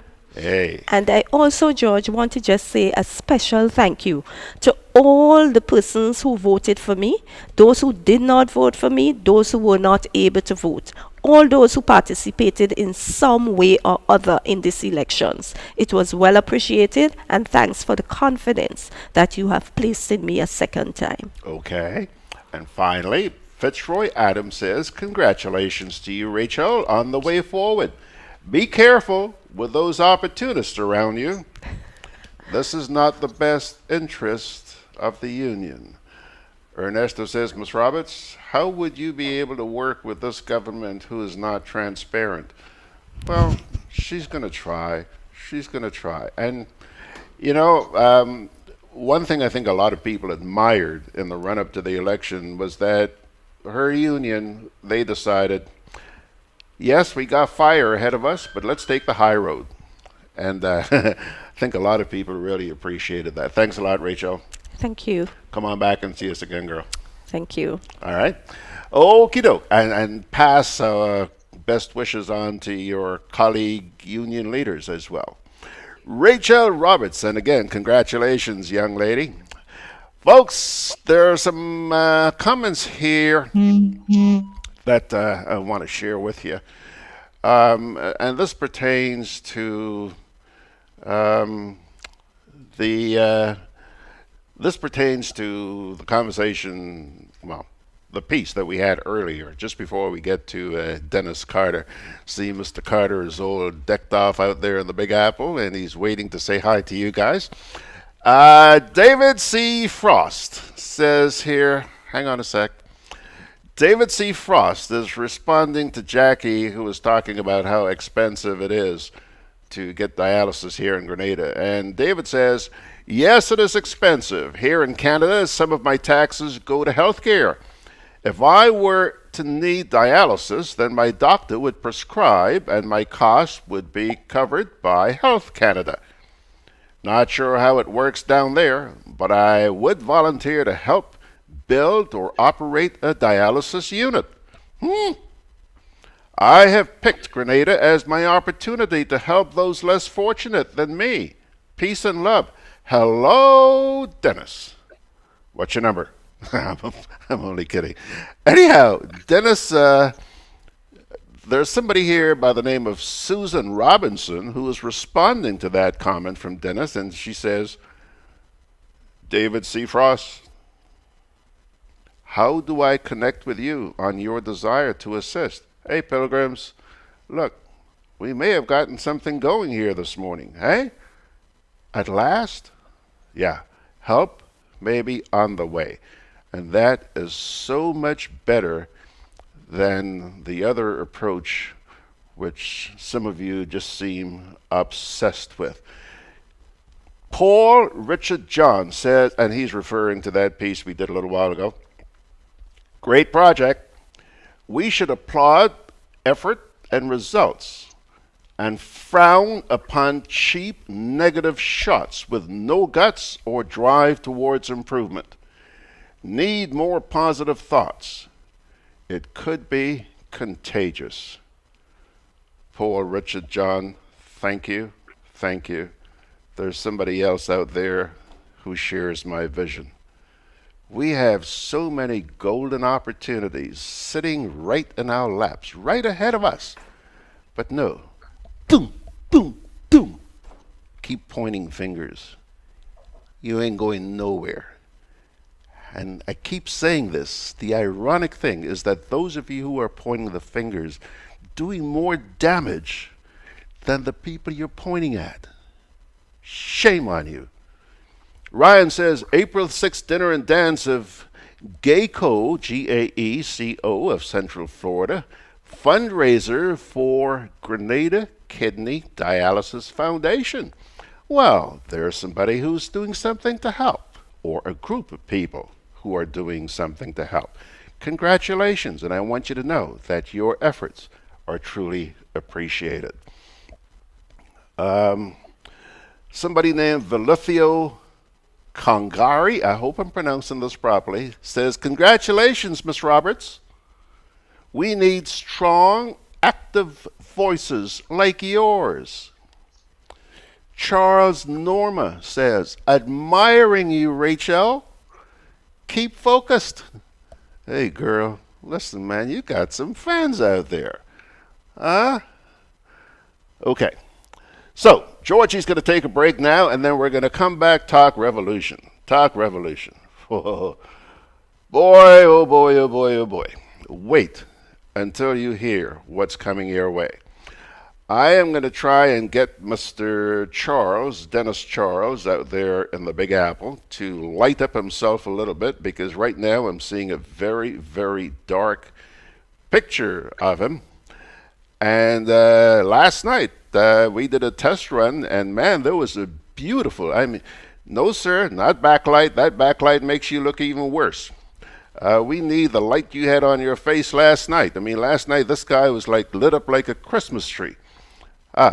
So while he works on that, we'll take a little break here, and then we will come on back after this.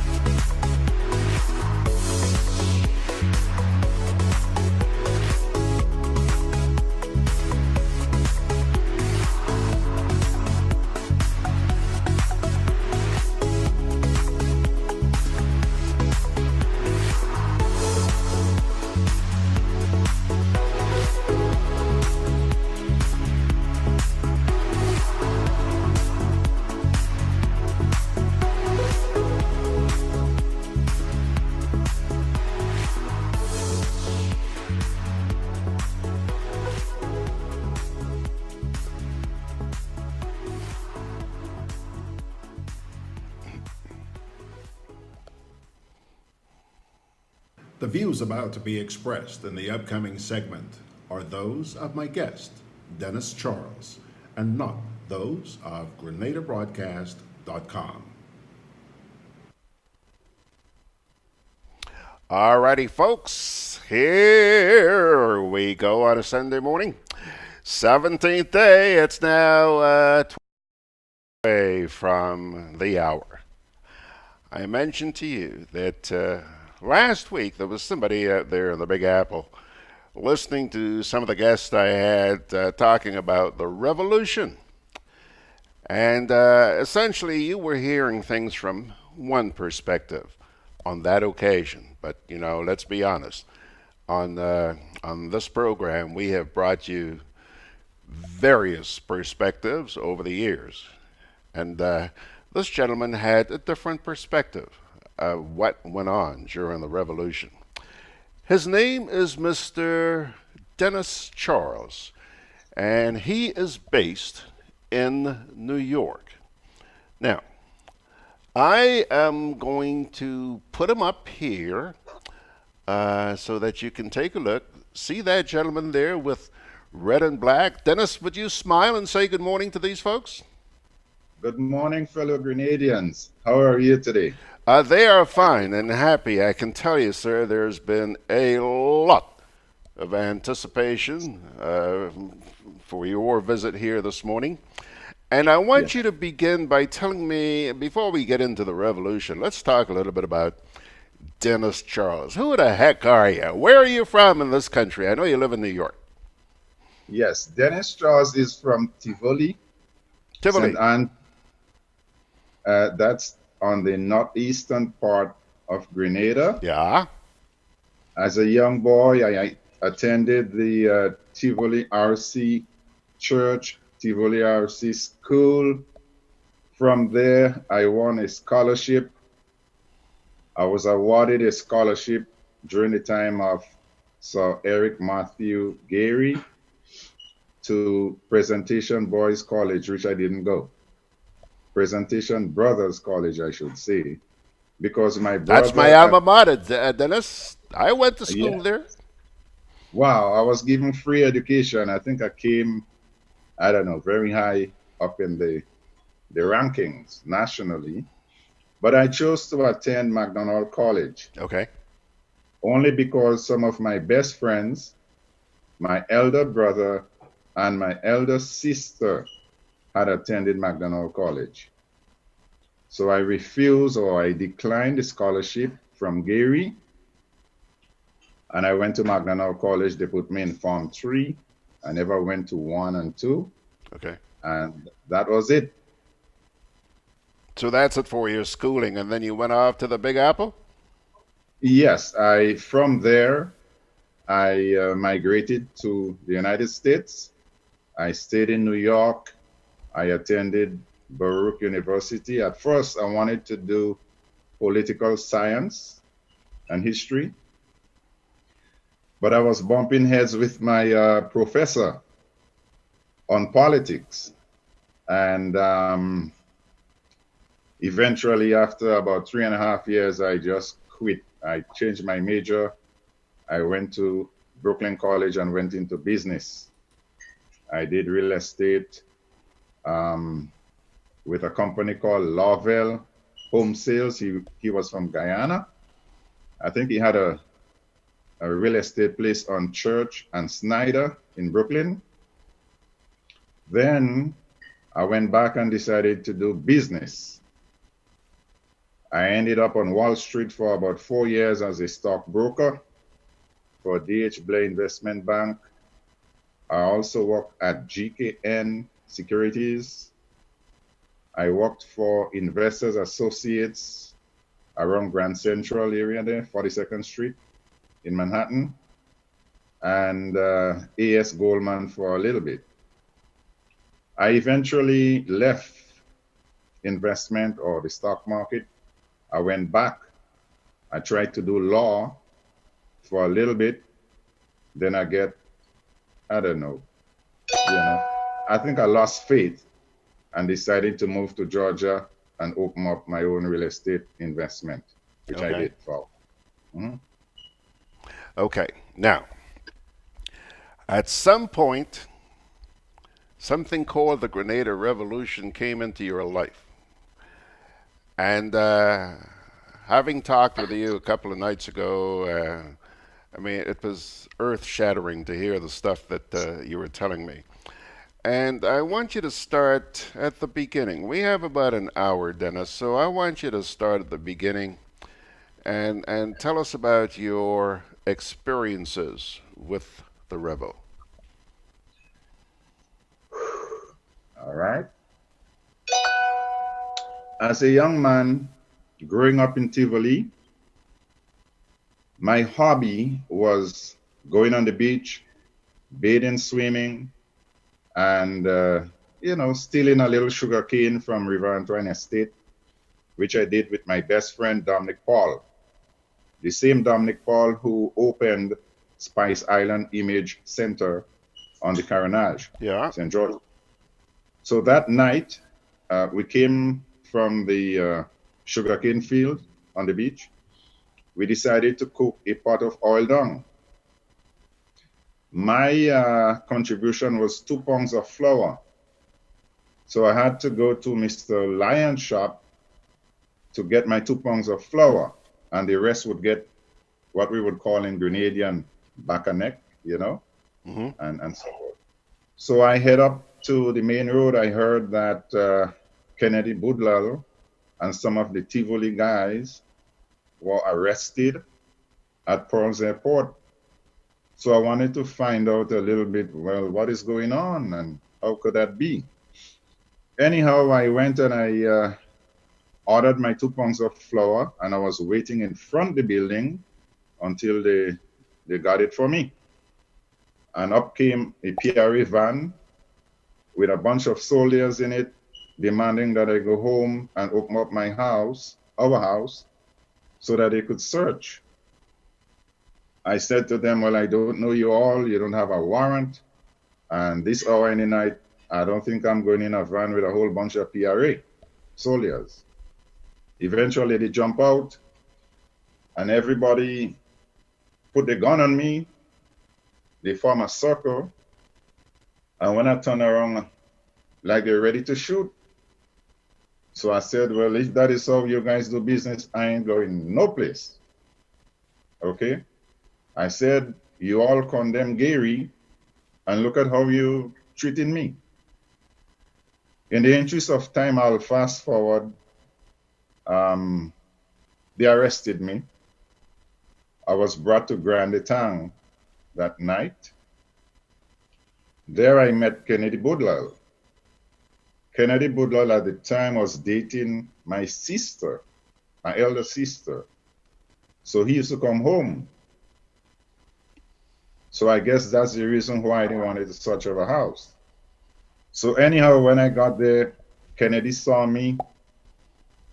He said some bad words, which I cannot say on TV, on your show. And he asked them, why is it they pick up those people's children? This guy don't know anything about anything. I was never a military person. I never owned a gun. I wasn't a PRA, militia, no nothing, no cadet. I was nothing. Anyhow, they brought me back home. They apologized. And when they got to the house, they searched. There was nothing. They still turned around and picked me up again, handcuffed me, hooked me to the top of the PRA Jeep. There was an iron on top there. And they drove so fast, they took me to Fort Rupert, which is next to the General Hospital. I sat there for like an hour. There was no room inside. Then they took me to Richmond Hill Prison. When I got to Richmond Hill Prison, they took me out. The officers asked me what my name is. I took a while to answer. The PRA and all, none of them knew my name. So then I volunteered my name. They wrote it down, opened a bunch of gates, and brought me inside. A little tiny bed without any pillow or mattress, a bunk thing on the floor right there, and they closed the gate behind me. I had no idea I was in condemned cell where you hang people. Okay?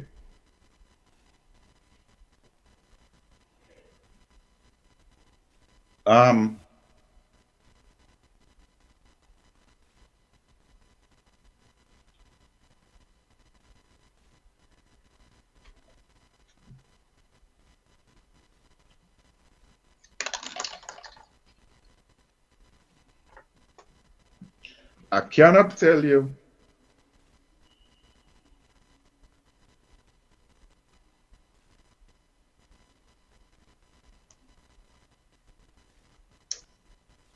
sure and come. Take your time. Take your time.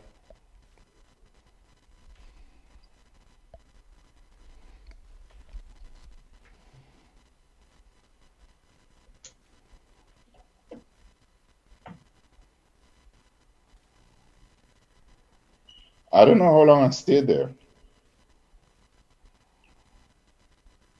So they came with a pan and they tell me that's my meal. It was like a dog pan, like what you make bread or cake in. And it had some milk in it. And I had a bread with butter, like this long bread, white bread with butter, you know. So then the pan had about 6 flies in it, dead flies. They used to call the milk PRA milk. The milk separate from the water and the milk separate from each other. So I shake it. A whole bunch of dead flies in it. But I was so hungry. You either eat or starve. So while I was there, I saw a lot of people peeping me like they walking by, and they would bend down and peep, try to see who is inside of there. One day they forgot to close the place up properly. I did manage to get out, and I climbed up, and I saw the rope. I saw with the noose in it to go around your neck. And then there is like a rectangle thing on the floor with like a pin. So I think that's where they put you to stand up. And the big rope, there's a wood on top, it tied up too, that goes in your neck. And then you flop down. Anyhow, I was brought sometime after to the remand yard. There I met Jerry Romaine, Winston de Raviner, who was a green beast during the guerrilla time. Defense Force, Gary Defense Force. I met Peter Boyk from the Coroner St. George's, many other people, including Rasta Nanang and a man from America called Antonio Langdon. He used to be on strike, always striking, not eating food and all of that. I don't know how he stay alive. Always been on a hunger strike. But anyhow, one night, they were outside in the yard, and there was a PRA soldier on a lookout post over the Riemann yard. He fired a bullet over their head. They were near the wall, and the sound of the bullet just echoed like bow. Then you hear bow, whoa, whoa, whoa, whoa. It ricocheted because the walls are so tall, you know. The rest of the soldiers thought detainees were firing bullets back at them. So they all jumped out with their guns, and they came in the prison. They blazed in. Wherever they're facing, that is where the bullet going. They shot the building. They shot the galvanize. They shot the roof. They shot pipe iron. They shot the ground. Just bullets just coming out as fast as they could shoot, and put another clip and shoot.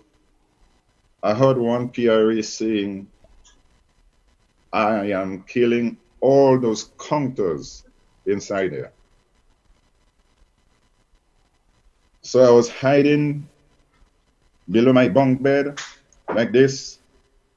When he said that, well, I figured, well, I'm dead already. I might as well see who killing me. I got up and I went next to the door of the cell. And there is a peephole.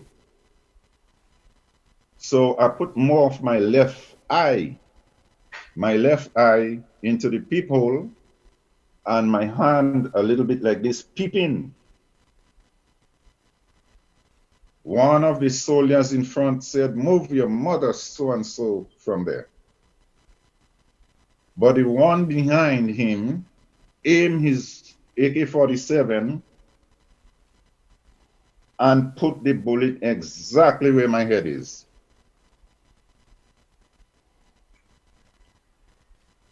It is by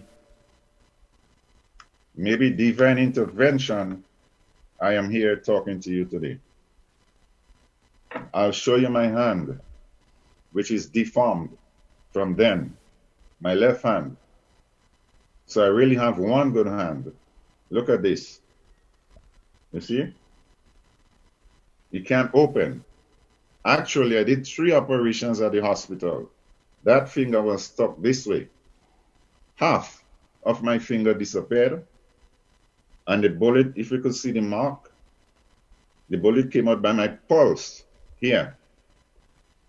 But that's the good part. My eye was in the peephole. But being that he was at this angle over there, it went diagonally and took out my hand. But it should have, if he was a little more in front. I am inside. He's right behind the door, point blank range. I'm a dead man. So I have no right to be alive right now. I did nothing.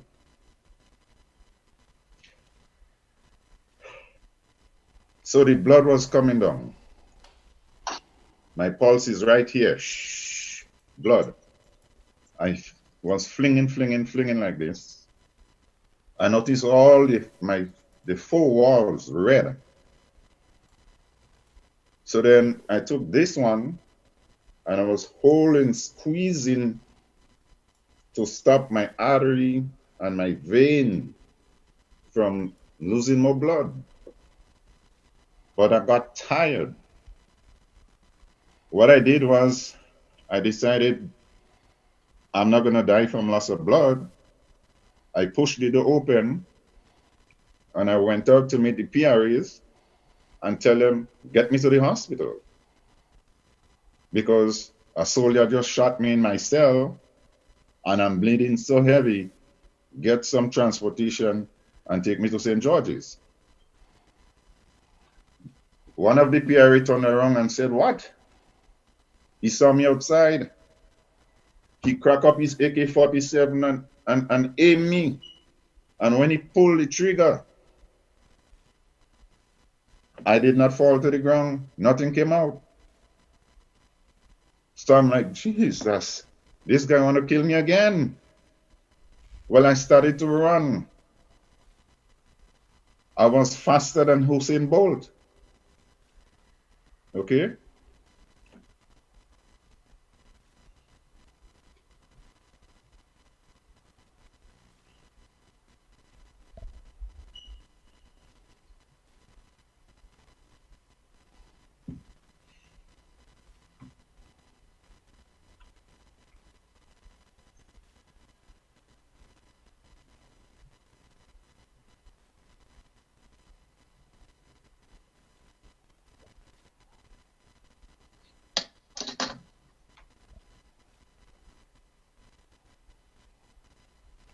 Gonna be okay?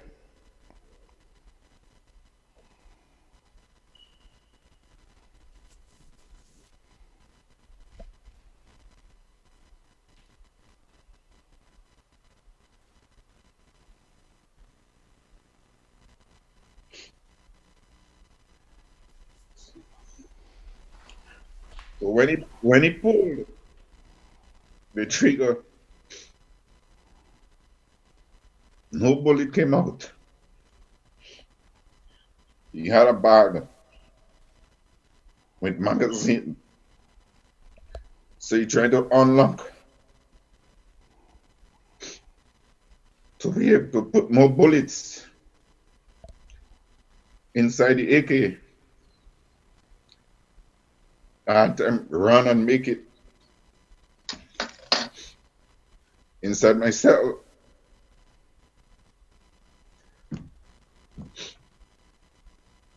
So I went down on the bottom of the bunk bed and I hid there for a while.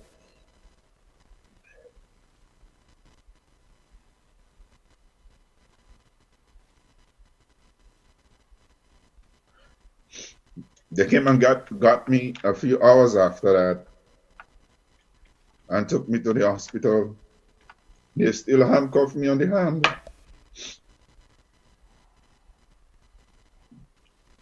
When I got to the hospital,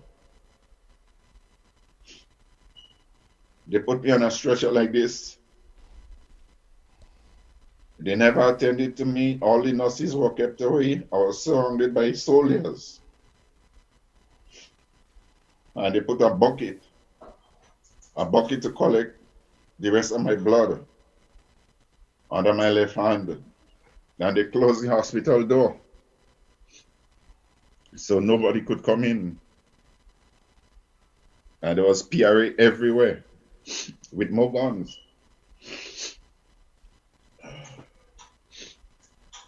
Sometime late in the afternoon, the nurses started running up and down, and they came to me and told me I have to start taking injections right now. I asked them what I'm taking injection for. So one of them told me they got a call from the prison. There used to be a gentleman called Mr. Daniel, I think his name was, in charge of the prison. And some order came down, I guess as much. The PRA soldiers were shooting poison bullets at us. Some of them kill you the same time, and the others would rotten your flesh, and you would die anyways. I don't know which one I got, but my hand began to swell up and get black. So I did take the injection. The needle was long like this. When they finished pump this thing inside of me, I couldn't move. I couldn't go and pee. Right where she stuck me, I stayed there for about an hour and a half Then I had to call for the nurse to come and turn me the other way. And they were coming like about every 3 hours. Even when I'm sleeping at night, I have to take injection. From one side of my bottom here, when that side get so rough with holes and stuff, they start sticking me on the other side. When I go to the toilet, I could barely sit down with the amount of needle, and the needle is so big. I don't know what drug it was inside of it, but rung the clock so that I don't know what if it's gangrene or I don't know what it is, chemical on that bullet, but my hand was getting too black. So I keep taking it. Eventually they start on my shoulder. Now I have one good hand. I said, when they finish with that shoulder, they come. I said, no, you're not going to stick this one now. If I go to use the toilet and brush my teeth, is one good hand I have. For that matter, I should be dead already. I'm still here. I'm not taking no more. And I declined. They brought me upstairs. I did in all 3 major operations to kind of straighten out my hand. When the first one was completed, I think it was about a week or 2, they had to take the stitches out, I believe. I had no fingernail, all that disappeared. I'll show you something. I'll show you a mark here. You see that here? That is where they cut me to take flesh to build my hand back.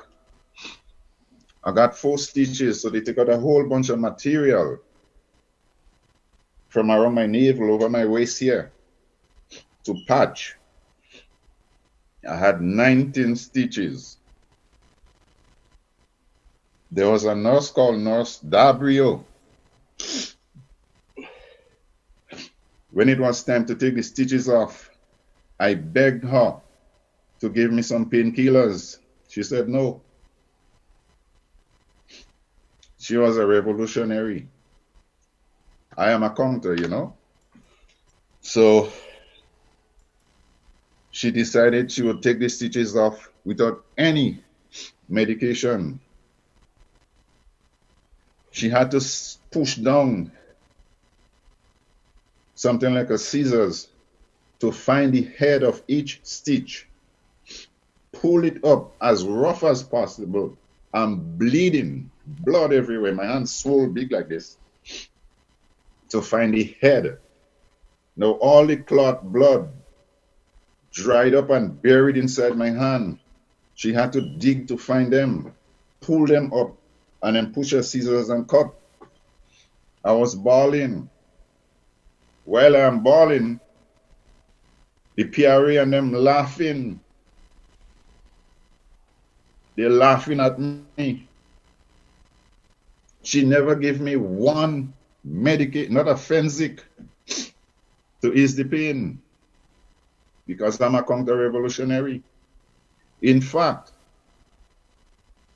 the comrade leader went on the radio station and said I, Denis Charles, was attempting to escape lawful custody.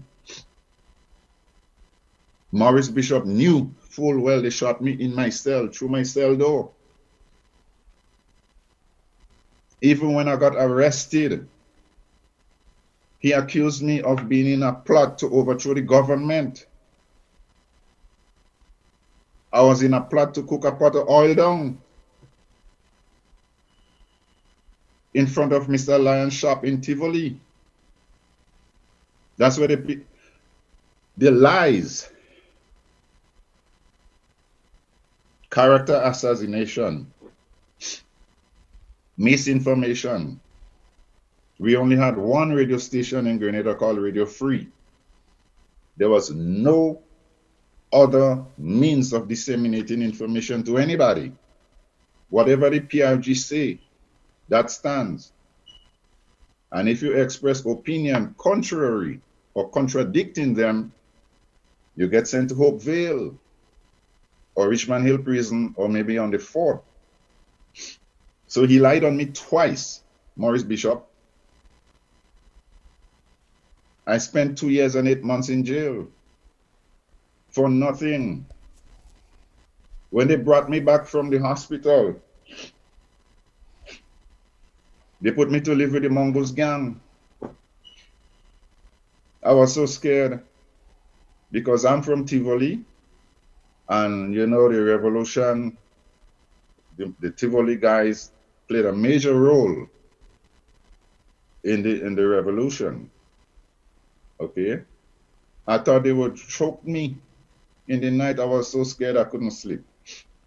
Actually, they had no beds, so they get a folding cot. I am taller or longer than the cot, so part of my head hanging out so, and part of my feet too long for the little folding cot.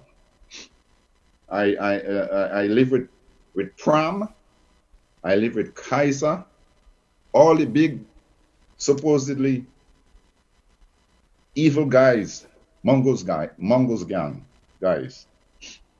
I was afraid for my bottom because there were a lot of homosexuality happening. The guys did not touch me. In fact, they protected me.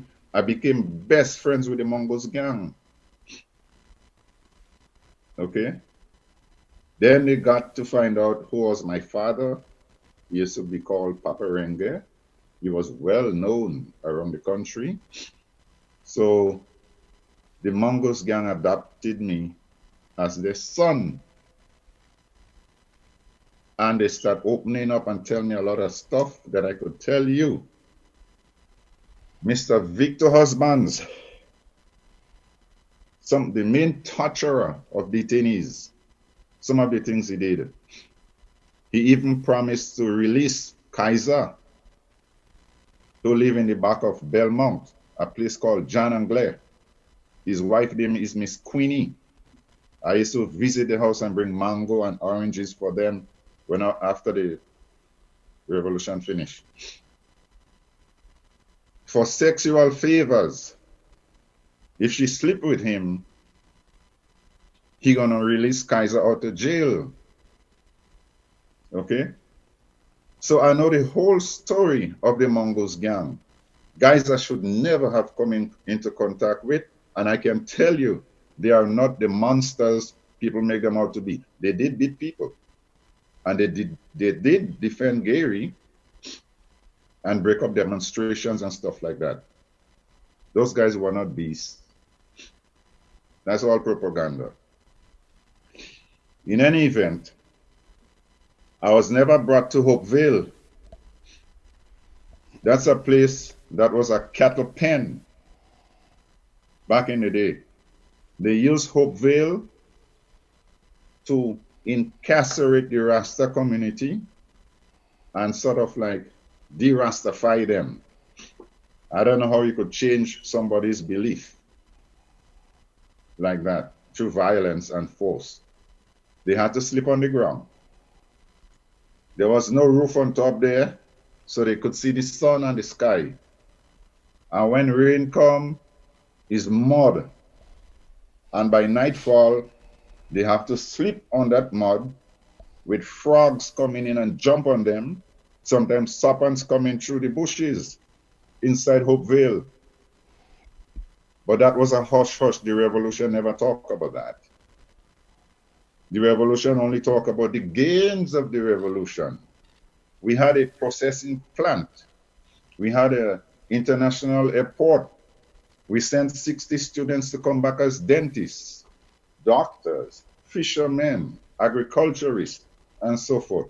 Teachers went to train in Cuba. The glorious revolution. They never talk about the torturing of detainees in Hopevale.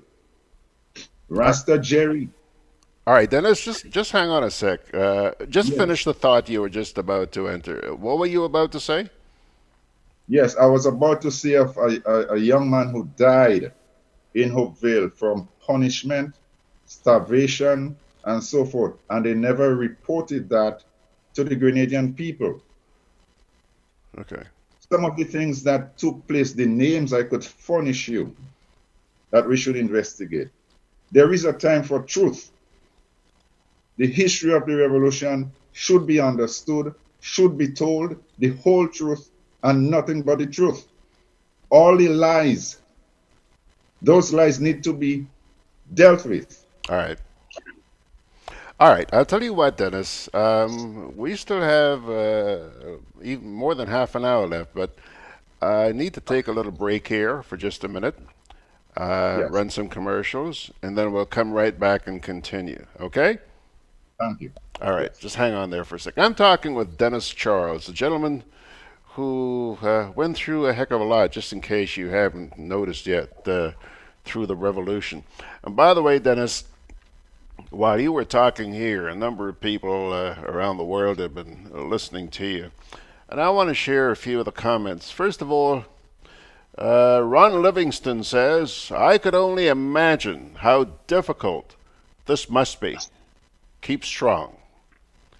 Lydia James says, this gentleman needs heavy counseling. Mr. Charles, I feel your pain. Be strong. God is not asleep. Judgment Day is sure. So says Lydia. Grenada Sunshine says, thank God you're alive to tell your story. Others died with their story. Be strong. So says Grenada Sunshine. Janessa Carter says, sad reality of Grenada's history. I am saddened and shocked. Helen Ann Wendy Bishop says, Simon Daniel. Does that name ring a bell to you, Simon Daniel? I heard that name before. All right. Mickaman Alexander says, the guy with the twisted mind that was in charge of that unit. I'm not sure if he's referring to Simon Daniel. Daniel. Yeah. Daniel. Elnika Charles says, speaking out is, in itself, therapy. Strength, brother. You are not alone. Lydia comes back here and says, oh God, no. These people are heartless animals. I hope they suffer worse than you did. Ernesta Jose says, I am saddened by your encounter. Was there anyone else being shot in that shooting spree? Was there? Yes. Rasta Nanang from River Road. I don't know his real name, his Christian name. And a gentleman called Antonio Clem Landon, who was a businessman from Brooklyn. He had a store in Brooklyn that was visited by Kenrick Radix. And in that store was a newspaper, I think an article critical of the revolution. And Radix was upset that he had that in his store. Upon his visit to Grenada to repair his mother's house in, I think, Happy Hill or Mount Moritz neighborhood there, he was assaulted by the PRA. They beat him to the ground in front of his daughter, about 11, 12 years old, and he was forcibly taken at gunpoint to prison. He was shot the same night with me. A number of ribs were crushed and his lung collapsed. So he stayed in the prison, in the hospital in Aqua Ward, I think the first bed on the left coming in, for months using a bedpan because he could only lay on his back. I don't know if he's still alive. I think he might still be alive, but he would be up in age because I was a little boy. Back then, I had nothing, so I had nothing to lose. I was All right. a little boy, All right. teenager. Helen Ann Wendy Bishop says, Mr. Charles, I am sorry that you suffered such atrocities. The mental and physical scars remain with you. I can only pray that our God will bring you comfort on every side. Bob Marichaux says, I can't believe what I'm hearing.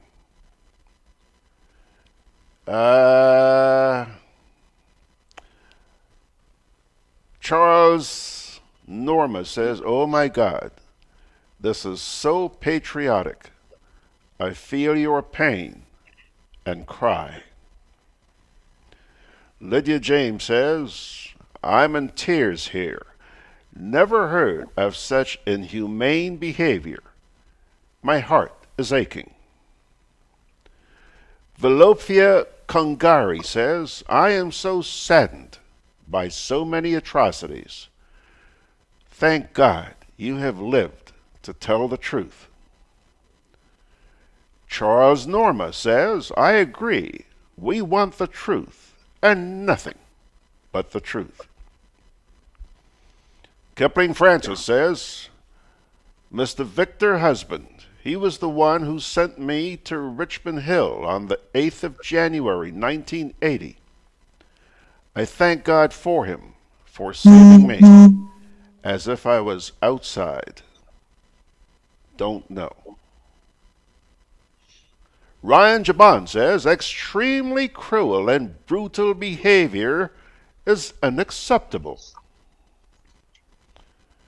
Glenn Andrew Mark says, this is only one side of the story. Cecilia John says, it was Happy Hill. That's where his family's home is located. Yeah. And she also says, Clem is still alive. Oh. Okay? All right. Yes. Dennis, let me take a little break here, and I'll come on back with you in just a wee bit, okay? Okay, thank you. All right. I'm always on the move. Training, traveling, competing. So it's good to know I have Co-op Bank in the palm of my hand. Introducing e-banking, one of many customer convenience services from Grenada Cooperative Bank, and there's more to come. It's swift, simple, and secure.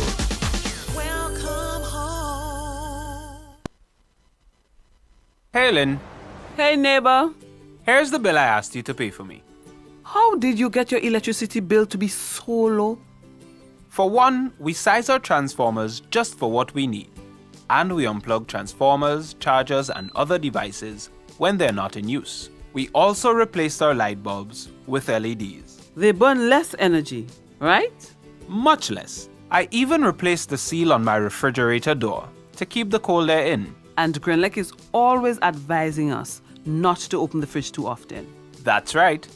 And my family washes and irons in bulk. With fuel prices changing all the time, how do you know if it is working? We pay attention to the usage history table. Over time, our average usage has decreased. So while Grenada can't control fuel prices, I can conserve energy and save money. GRENADA, energizing our Grenada. Juve chocolates, cocoa nibs, and cocoa balls from Diamond Estate Grenada are now available at Amazon.com, Amazon.ca, Amazon.co.uk, and GrenadaMarket.com. Try their sensational touch of nutmeg and a touch of ginger chocolates, 75% dark and rich, 100% pure cocoa, and their 60% dark and sweet chocolate bars today. Amazon Prime members enjoy free shipping on these orders in the USA, Canada, and Europe. GrenadaMarket.com. When you can't come to the island, the products of the island will come to you. Alrighty, folks, we are back with my guest, Mr. Dennis Charles, who went through a heck of a lot during the Revolution.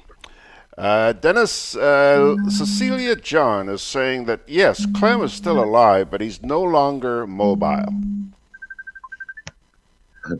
Okay? All right. All right. Okay. Chester Simon, who's out there in Switzerland, is asking, did you know Innocent Belmar? No, I was a little boy.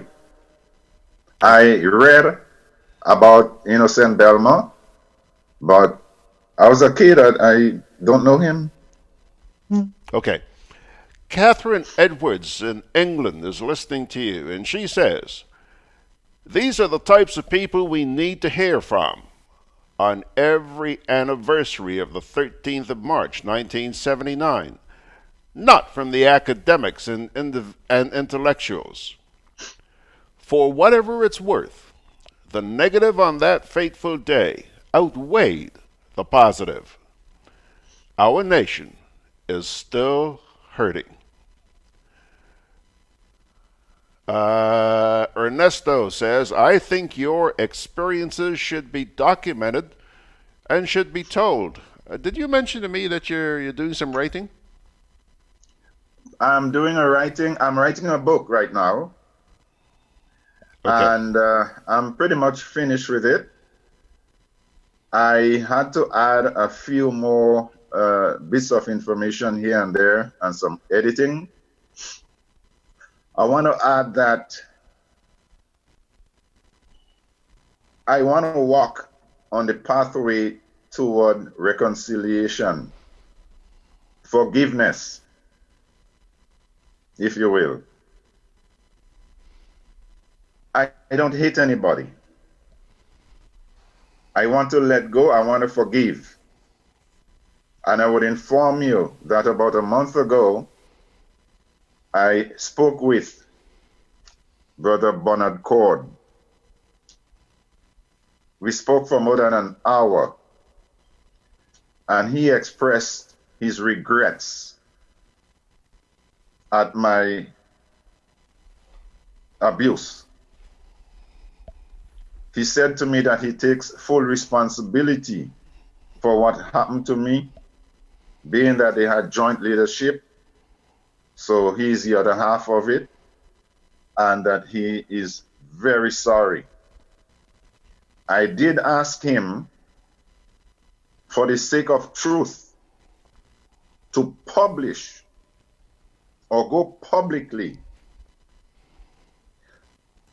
and let the Grenadian people know all the misinformation and lies and false accusations, all these plots to overthrow the government, those things never took place. Go back and rewrite his book and speak the truth. And he told me he is going to go back. In fact, he did write an article where he exonerated me, but we want it public. My cousin, who is Dr. Denis Roberts, she sent an article for me where he did mention Denis Charles did not do anything. He was innocently picked up and abused. But go and tell the world that, because you still have your supporters calling me counter-revolutionary. Tell them that. I don't care what, if it tarnishes the image of the revolution, we already know it was fake anyways. So go out and tell the public. All these false arrests, the killings, my good friend Steve Lalcy, along with some of his friends, the Stanislas brothers from CITIZENSHIP, they were mowed down. And the shooting took place in planes. It was mistaken identity by the PRA. Yesterday, I made a phone call to a friend of mine. Well, he wasn't a friend yet. I would give you his name. He is from Concord, St. John. His name is Leon Monroe. That's a gentleman I called by mistake, looking for somebody else. He was a police officer during the Gary time, so he was picked up. He wasn't a Mongoose gang or anything like that. He was picked up, blindfolded, and brought on the fort. They beat him so bad, they pounded his 2 big toes with a hammer until they swollen and got black like that. He couldn't stand up. His 2 big toes, the PRA soldiers, with a hammer. Eventually, one day, Flying Turkey, who was a big PRA on the fort, the same Calypsonian, Flying Turkey, lined them up on the fort for execution.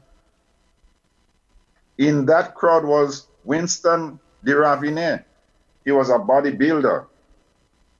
I met him in prison. Actually, the night I was shot, he was in prison too. But at the time, he was at the fort, Fort Rupert. They lined all of them, and Flying Turkey, as commander, told all the soldiers, each one of you pick 1 man and get ready on the count of 3. The guys stand up, and that's not far from where they killed Bishop and others. And they said, well, they started to pee themselves. That was it. But before they died, they let us hold hands. We're going to die anyway. So they couldn't see because they were both blindfolded. And they held hands. And Flying Turkey, the Calypsonian Flying Turkey, gave the order. 3, 2, and the guys waiting for the bullet for 1. Then there was a long pause. They trembling like this because death is coming, and the soldiers ready. Then he told the soldiers, drop your guns, stand down. He took those guys, took their clothes off, down to their underwear, and put them to sit down in the sun all day, in the burning sun, no water to drink. The same, the Ravenel, they blindfolded him, and they took him to the beehive. There was a beehive on the fort, and they disturbed the bee. The PRA ran and left him there. He cannot run, he can't see. He doesn't know where to go. All of that happened in Grenada during the glorious revolution, and people worshiping Maurice Bishop. They don't know what monster this guy was. A fraud. He visited Hopeville, where they had a detainee 28 days in a drain, tied up, a Rasta, because he refused to work.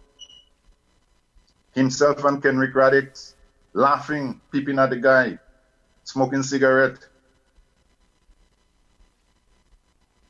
Many detainees were tortured at Hopeville, including Belgian Thomas, the younger brother of Tillman Thomas.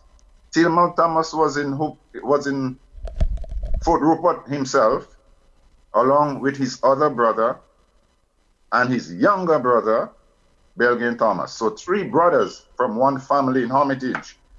The former Prime Minister, Tillman Thomas, was on Fort Rupert.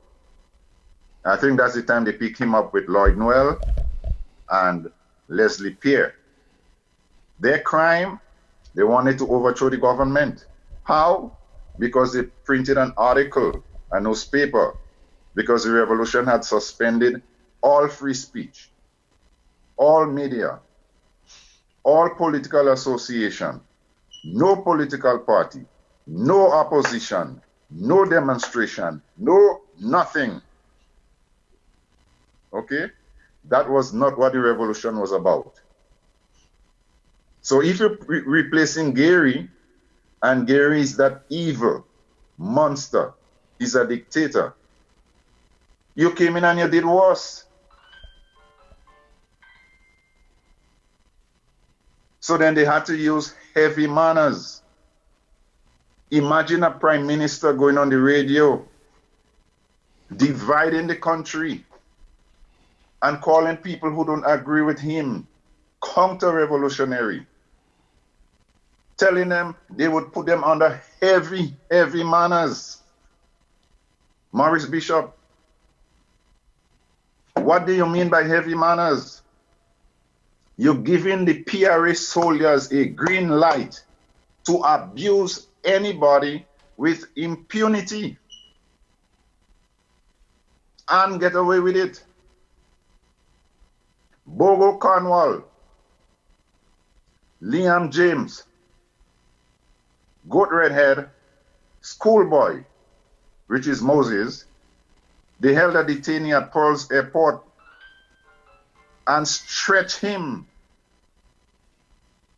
They beat him so bad, he began to pee blood. They beat him in his testicles, his balls. Then they sliced it.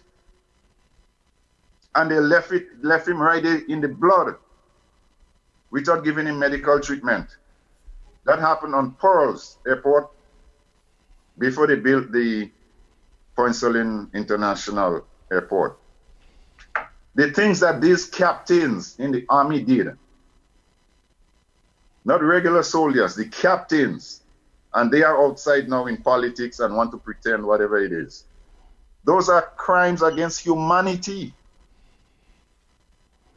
All of that went on in Grenada. And they get in away scot-free. And who gave them the cover to do that? The leadership of the PRG. But if you open your mouth and talk, you get hauled off to Hopevale or Richmond Hill Prison. I spent 2 years and 8 months of my life, my young life. I was a kid. So my uncle came from England. His name was Jim Wadali, the father of James Wadali, who was involved in the shipment of guns in barrel of grease, you know, to overthrow Gary back in the 73 in the early time. Yeah, that's my uncle. And my other uncle was the one with the Grenada, the song called Grenada, May God Bless You. You play around Independence Time. That's my uncle too. So he came to Grenada. He was a big anti-Gary supporter. And they invited him to a Politburo meeting. So when he got there, they tried to impress him and show off and all of that. And he told them, you know what? We oppose Gary for abusing. The revolution is not supposed to come back and do the same thing. So he asked them about his nephew, Denis Charles. The same Maurice Bishop who was on the radio saying that I was in a plot, some Budlal gang to overthrow the government. Didn't even know what I did. He had to turn around and ask the soldiers, well, what is it you guys pick him up for? They told him I was mannish. I guess as much, if I ask them for a warrant to search our house or whatever it is, I am mannish. He ordered them to release me. So Mr. Husband came to the prison. They sent for me, tell me to pack my clothes, and the following day, I was released. I was at the maximum security detention part of the prison. They built a brand new prison for detainees by the Cubans. I took my 2 eyes and see the Cubans building a brand new jail. I thought it was a goat pen, or maybe they're raising pigs right next to us, because the jail was already stink. So you're going to bring pig and animals right there with us too. No windows, no air conditioning. The place small like that. I could touch the ceiling. And to make matters worse, they concrete the roof and they put black tar on it, pitch. So by 10 o'clock in the day, inside is like 100 degrees already, no fresh air, no window. We stay with the underpants. So they take me again and put me with Noble Philip from Monkridge and Dennis Rush, a police officer from Gary Time. 3 of us in a little cell. You could hardly walk. When Rush began to snow at night, I had to smell his mouth. Because I am here and he's there. And Noble on top on the bunk. On the bottom side here was a bucket. That's the toilet. Although the building had toilet, they would never let us go and bathe. Sometimes 2 days we don't bathe, we stinking. And another bucket here to drink water. I had to pull down my pants in front of 2 grown men and sit down on a bucket.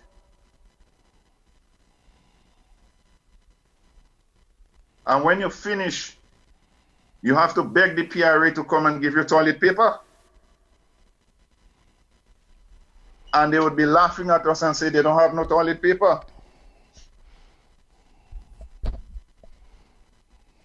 So all you did, and the bucket is not comfortable. It's like a lard, like a bucket that you have compound, things like that. Just a bucket. The bucket making a circle around your bottom because you have to sit down and wait for toilet paper. And when I'm done, Noble have to come back and use the same bucket too when he's ready to go. And then Denis Rush have to come back and use the bucket again. Sometimes we were locked up 23 hours a day in that cell. Stinking, no window. And if I want to go and pee, I had to go on that bucket again. That time it ferment, it come like yeast when you're making bread. And pee into that shit again. Excuse me. And they would not let us use the toilet, so we locked up in that tiny place with the heat, the sun, and the tar on the roof. When you raise up your arm yellow from the butter they're giving you. Dead flies, cockroach, rat droppings, flea, mosquito, the food that you eat, the storeroom. They couldn't prevent the rats. We had so much rat in there, the rat would walk in the daylight and not scared of people. The balls dragging on the ground. So when you're eating your food, it's not black pepper you're getting. Those little things, not black pepper. Full of fly, they don't care. Cockroach. I see Ralphie from River Road, before they killed him. He called a hunger strike for betterment, better treatment in the prison. I joined the hunger strike. Ralphie started preach. And one officer came in called Schoolboy, a PRA soldier, Schoolboy. He decided they would put us under complete lockdown. And they separated Ralphie from us. And they started feeding him in his cell. Ralphie did not last long. I used to go to the hospital to get therapy and exercise to try to open up my finger, right? So I saw Ralphie just before he died. He got black. His legs skinny and the eyes down in a hole. When he raised up his shirt, they had a Cuban doctor. They cut him from here all the way across his back. I don't know what organ they took out from Ralphie. Ralphie just pined away. And you see the big cut mark right here. I see that with my 2 eyes. Ralphie died. Ralphie was the hardest working man in Grenada for the Grenada Revolution. All right, Denis. Nobody worked harder than Ralphie. The only person probably who campaigned in the early days for the Jewel movement was Teddy Victor, who connected with the people, walking around with military uniform and all of that, talking about revolution. Maurice Bishop wasn't even in Grenada. Bernard Code was not in Grenada. It was Ralphie and Teddy Victor. Both of them are jailed after the revolution. All right, Dennis. Hey, Dennis. Yes. Hold on a sec, because there are a lot of comments here coming in on Facebook, and I want to share those with you. Up your volume a little bit. Okay, I said there are a lot of comments coming in here on Facebook, and I want to share those with you, if that's okay? Yes. Yes. All right. Somebody here is saying, Goatee, where are you? Do you know that person named Goatee? Goat. Yes, is Lester Redhead. Okay. Glenn Andrew Mark says, Bernard was a traitor. Gail Matthews says, I'm in Birch Grove. Cecilia John says, his name is Dennis Charles. Yeah, I forget about that. Gail, hold on a minute. Betty Ann Court says, I'm in tears, Dennis Charles. As close as we are, I never knew how extensive or how brutally you suffered. I am praying for you and the family. Healing. I'm praying for you and the family healing, and my other friends and family. Thanks for sharing, though very difficult for you. Be strong. Deno, do you know that person? Yes. Yes. Okay. And in particular to Betty Ann Court, my sister, I have to be strong. Okay. I stayed with people all over the prison. People I should have never known. And I learned the experiences because I asked them, well, how you got here? What did you do? It became not what did I do, but what did they say you do? All right. That was it. What did they say you do? Lydia James says, what? Flying Turkey was in that too? Yes. Gail Matthews says, oh my God. Ernesto says, maybe we should extend an invitation to Bernard Cord to this show to do some explaining. Yes, I agree. All right. I agree.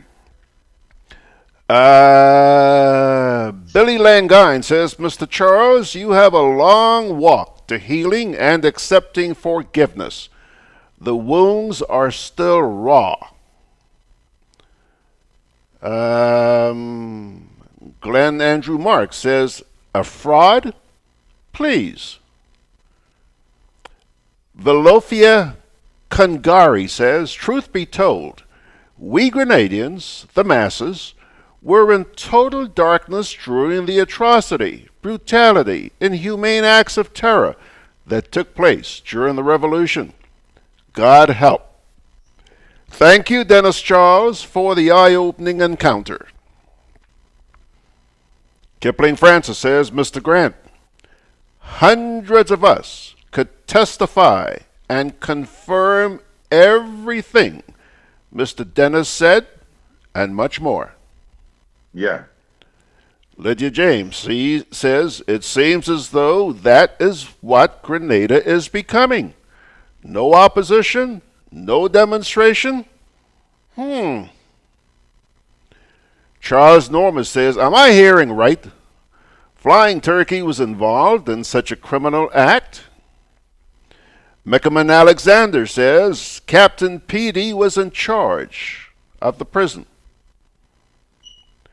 Lydia James says, even the rapists not getting that treatment, which I think they deserve. The rapists deserve that treatment. Bernice Swan Gonzalez says, where did my people learn this type of wickedness? So sad. Ernesto is asking, is there any way these people can still be charged for violating the civil rights of you and others? Lydia James says, Ralphie was part and parcel with them before the revo. What went wrong?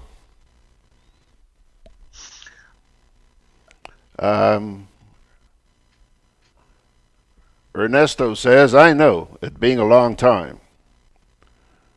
Floyd Neckles said, it's true, they did the same to my dad. And Margaret here says, as someone pointed out before, goat and goatee are two different people. Lester Goat Redhead and not goatee. Okay, so that's the mistake that somebody made a little while ago, publishing goatee. All right, I'll tell you what, Denis, let me take a little break here, and I'll come right back to you in a wee bit. Anthony Howard says, lots of atrocities were done in the name of nation building. And I can assure you that lots of the perpetrators today regret what they did in their youthful days.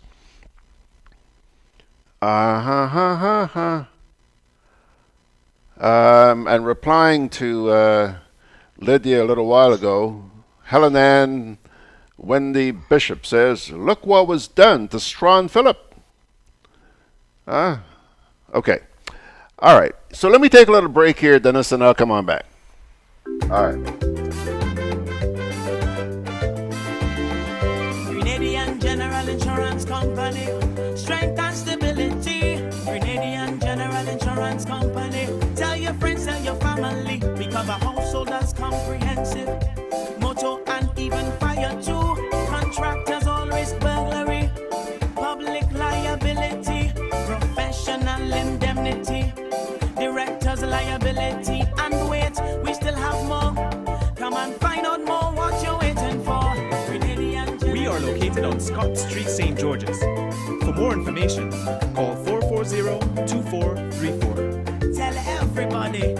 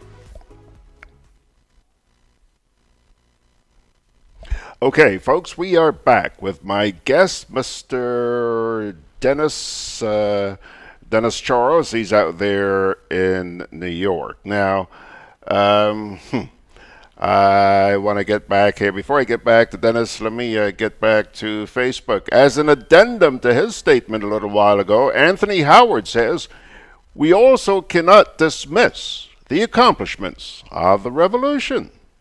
Valid point, sir. Andrea St. B. Mitch says, this is so riveting. Can we get an extra Andrea, don't get started. Okay? Can we get an extra 15 minutes? Andrea, I don't have any difficulty with that. Just means I'm going to have to be hungry for an extra 15 minutes, but Mag's preparing a great lunch for me. She's in New York, I'm here. Joycey Smith says, oh my gosh, this is very hard to digest. Grenada needs help. John Crow Alexander says, great program. Some are getting an education today. Well, John, I sure hope so. I sure hope so. Dorani Marshall says, you forgot Ronnie Bulb. Who's Ronnie Bulb? Who's Ronnie Bulb? Ronnie Bob, this one is hard. If I talk about him, I'll break down, but I'll try. Ronnie Bob was a PRA officer, entrusted, he came from Pearls. He was the son-in-law of Mr. Vernon Simon, a politician during the GNP, Grenada National Party reign. And he also supported the revolution. Ronnie Bob did most of the atrocities committed against the people of Tivoli, La Poterie, St. John, Hermitage, those areas up north, and Mount Reach. The beating that Ronnie Bob did to fellow countrymen, it would take too long to address them right now. So, in the interest of time, maybe I would have to come back, or maybe one day when I visit Grenada, I can get some of the victims and they can come on your show live, in person, and tell you about Ronnie Bob. It will take too long if I were to go into it. That's for another day. All right. Okay. Gail Matthews says, my heart aches when I listen to this gentleman. Kipling Francis says, Grenadians are a forgiving people. Lots are prepared to promote one of the rebel captains as the leader of the ruling party, the one who is representing Grenada to the world. So says Kipling. Ernesto says, thanks, Mr. G. You always give a platform to the voiceless. That's what makes you a great principal on Education Sunday. Thank you, Ernesto. Margaret says, I don't think any responsible person would dismiss the gains of the revolution. But we have been hearing those all along. It is high time to hear the other experiences, as painful as they are. They are painful. So for the rest of today and tonight, I'll be a broken man. I'm not going anywhere. I'll try to console myself and deal with it. I don't know how I'm going to sleep tonight. To be honest with you, I managed to bury as much of the past, just run away from it. But as I started opening up now, I had an episode one night. My son was in my bedroom because it was a lot of thunders. It was a storm in Georgia, and we get tornadoes and all of that stuff here. And I began to scream. and scream and punch and all of that. But I think I was running away from the bullet that I thought I was going to get in the back of my head from the PRA. So I have nightmares, you know. Okay. And it bothered my wife so much. My son woke up. So the next day she called me when I came from work and she said, Dennis, come, we have to talk. I said, okay. Then she had my daughter and my son too, because he got scared. No, I never told them my history. I didn't want them to know. And they keep looking at me straight in my eye like this, and I'm like, what you talking about? And then she said, I had to face them and explain to them how many times I missed death. Like, God just didn't want me to come. You know? So I was almost killed twice from the bullet. The second time, he ran out of bullet in the gun and he aiming at me and pulling his trigger, and nothing came out. But I could run, so I run fast. And I got back inside the cell, and down below, by the time he got his act together, I was not there. And then the poison, I got black, but they operated on me quickly. And with the injections, I should have been dead, but I survived. All right. I'm thankful, and I want to tell you thank you. Whenever you want to talk to me, I'll give you my direct number. I think the Grenadian people need to know, and if nothing much, I would beg you, I want to ask you personally to help, to empanel a group. We want to call that the Truth and Reconciliation body or group or whatever it is, so that the healing can begin. I personally have forgiven Goat Redhead. He reached out to me on Facebook. I was scared, and I said, no, I don't want to have anything. Eventually I say, you know what? I was brought up in a Christian home. I was a Roman Catholic. I became a Seventh-day Adventist. So when the revolution came, I was a Seventh-day Adventist. I never took part in any military thing or whatever. I have to forgive. I went to Grenada, and we decided to meet up in a restaurant next to the airport where you have a bowling alley and they play pools there. I don't know the name. It's a big place next to Point Selling Airport on the road, runway on the road there. Yeah. I don't know the name. And he came. Lava Lake. And we shook hands and ate and drink and we hugged and all of that, and I forgave him. I also forgave Brother Bernard Code. The only thing I beg him to do, go on the radio and say the truth. Stop fooling people and having Grenadians call other Grenadians counter-revolutionary. We are one people, we should unite. Don't divide the nation. I'm telling them to put us under heavy manners and do all of that kind of stuff. Grenadians doing this evil to Grenadians. Talk the truth. So I personally, I would like to sit and watch Headache. Peter David.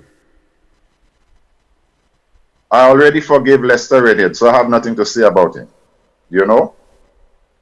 And all the other enablers and what I would call functionaries of the revolution. Those with the gun that put their fellow citizens under heavy manners. Let us sit and talk. You could come to Tivoli. I'll buy some sheep and goat. And let us eat. Let us drink. Let us move forward. But to talk about a glorious revolution and continue bamboozling people and fooling people. That must end. I had a mother. I did not fall from a tree. When the OECS, Eugenia Charles and everybody like that, Tom Adams, they forced Bishop to either charge the detainees or release them. He decided he would try me. So they charged me with a crime of attempting to escape lawful custody. Mind you, they didn't even know my name when I went to prison. They did not come looking for me. They accidentally stumbled on me to open my parents' house, and they said I was mannish. Lo and behold, Maurice Bishop is calling me a counter-revolutionary. I'm in a plot to overthrow his government. He did not discipline the guys and say, you know what, let him go. He didn't do anything. When I was shot, he did the same thing. I was shot inside my cell. He knew that. But he got on the radio talking about I'm escaping lawful custody. So they tried me. My mother came from America. She got an old attorney called Mr. CPO. Or Ciprio, I don't know. He's an old man. He charged her $1,000. In today's money, $1,000 is a lot of cash. She paid him. They had no evidence because it was a lie. I won my case. So I gave my sister the thumbs up, and I'm like, good, I'm a free man.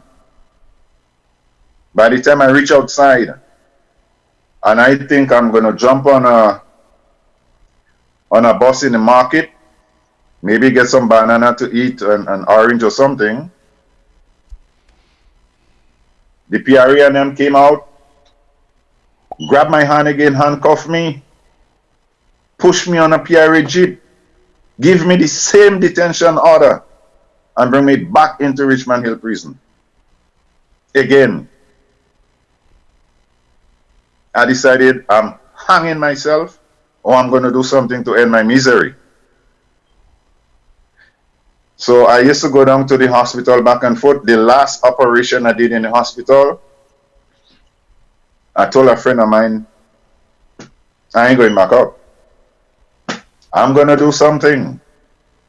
So I always used to walk to the end of the hospital facing the private ward and the hostel. But what I was doing, as a Christian, I couldn't, nobody would give me poison to drink if I asked them to get some poison for me to kill myself. And I don't know how to kill myself, so I figure I'm going to run towards the hostel, and if the PRA shoot me from behind, I wouldn't know I'm dead. You don't know when you die. So I'm going to run and let him shoot me. But if he didn't shoot me, on Tuesdays, I believe, the boat normally go to Trinidad, trafficking, those schooners, you know, and Carriacou. I could swim out in the sea to Pandy. Okay? If I drown, I drown. But if I could hook on the boat and get up, then I could escape to Trinidad. But if I don't make it to Trinidad and they shot me on the way going down, then I'm gone anyways. And I told one person, and they talked me out of it. I wouldn't mention his name because the memory is so bad. I know I'm hurting a lot of people and I'm sorry. But I decided, okay, maybe, I don't know, my life would end one way or the other anyways. They took me back again and they brought me back in Richmond Hill 3 times. So I did 3 operations. Every time they bring me in the hospital and I stay, when they bring me back to the prison, they put me in a different room. All right. Then they keep changing me from here, changing me with these people I don't know nothing about. So I get to know Teddy Victor. I get to know Oolala from Pet Motor. someplace. All right. Teddy Victor. I get to know the St. Bernard brothers. Just about everybody.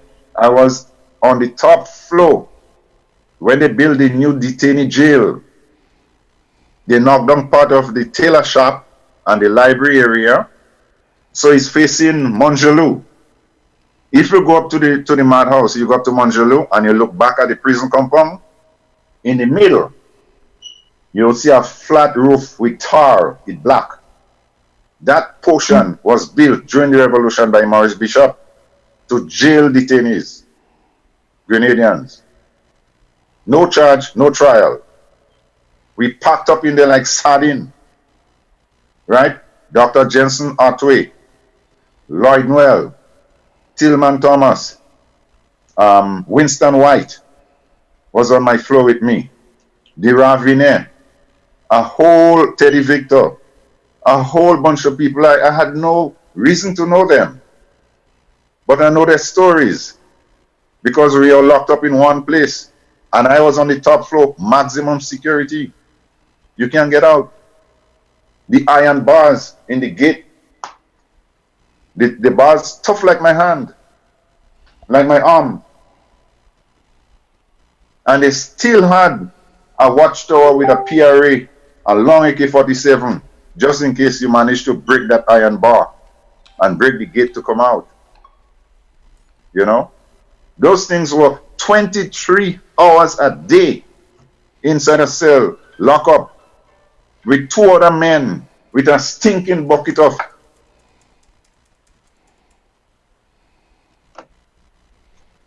Okay. Dennis, hold on a sec. Hold on. I understand. Tell you what, sir. Obviously, just judging from the reaction here today on... hold on a sec.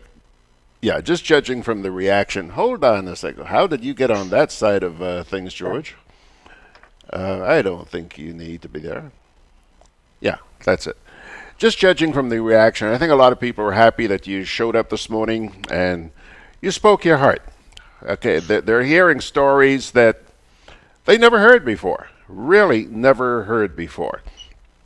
Now, I want to share some comments with you. I don't know when, but maybe there will be another discussion because I see that some suggestions are being made here this morning, and I want to share those with you. First of all, Ryan says, post-traumatic stress disorder needs therapy, Deno. I am empathetic. Anthony Howard says, there were individuals who worked for outside agencies who were handsomely rewarded. Truth and reconciliation need all players during the period 79 to 83 to step up and speak of their roles. And by the way, you guys were talking about Ronnie Bubb a little while ago. Well, Billy Langine says that Ronnie died. Okay? Mm-hmm. Yeah. Lydia James says there are more bad than good things coming from the revolution. Yes. Grenada Sunshine says, I need to get in touch with GOAT myself. Ernesto says, I think we should have an open mic forum live at the stadium where people who were victimized can tell their stories. Betty Ann Court says, yes, truth is needed. Helen Ann Wendy Bishop says, Mr. Charles, that's so understandable. Such are memories, the good ones and the not so pleasant ones. They come to you even when they're not called. Once again, I'm sorry for the evils you and so many others have faced during one of the ugliest, darkest times in our nation's history. Glenn Andrew Mark says here, what would be the purpose of the group? Go write a book and share your story. Long live. Helen Ann says, it's really bad when one gets to thinking that death is the only comfort to such pain. Kipling Francis says, that part of the prison was called Jonestown. You know what he's talking about, Dennis? In my time, we used to call the section where I was on top Siberia. Okay. All right. Well, folks, hold on a sec here. Take a final look at Denis, and let's say thank you very much, sir, for joining me this morning. But I really got to get out of here right now, and I do thank you, and let's keep in touch. Thank you very much. I am happy you gave me the opportunity to speak, but I also open up the wound again. Yeah, well, you know, I'll deal with it. I don't think I've ever come across anything here where people resent your appearance this morning. But like I said, certain things had to be said. Thanks again. We'll keep in touch and maybe see you again sometime. Thank you. Okay. All right. Okie doke, folks. There he goes. Mr. Denis Charles, who, by the way, is based in New York. And he was speaking to us via Zoom this morning. Pilgrims, just about time for Georgie Porgy to hightail it out of here this morning. So let me take a little break, and we'll come back and wrap it up. I'm always on the move. Training, traveling, competing. So it's good to know I have Quad Bank in the palm of my hand. Introducing e-banking, one of many customer convenience services from Grenada Cooperative Bank, and there's more to come. It's swift, simple, and secure. Welcome home. Juve chocolates, cocoa nibs, and cocoa balls from Diamond Estate Grenada are now available at Amazon.com, Amazon.ca, Amazon.co.uk, and GrenadaMarket.com. Try their sensational touch of nutmeg and a touch of ginger chocolates, 75% dark and rich, 100% pure cocoa, and their 60% dark and sweet chocolate bars today. Amazon Prime members enjoy free shipping on these orders in the USA, Canada, and Europe. GrenadaMarket.com. When you can't come to the island, the products of the island will come to you.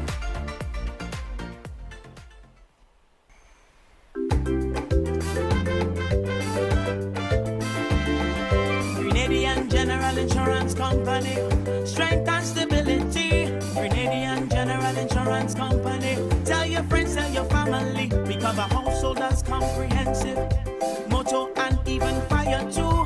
Contractors all risk burglary, public liability, professional indemnity, directors liability, and wait, we still have more. Come and find out more what you're waiting for. We are located on Scott Street, St. George's. For more information, call 440-2434. Tell everybody.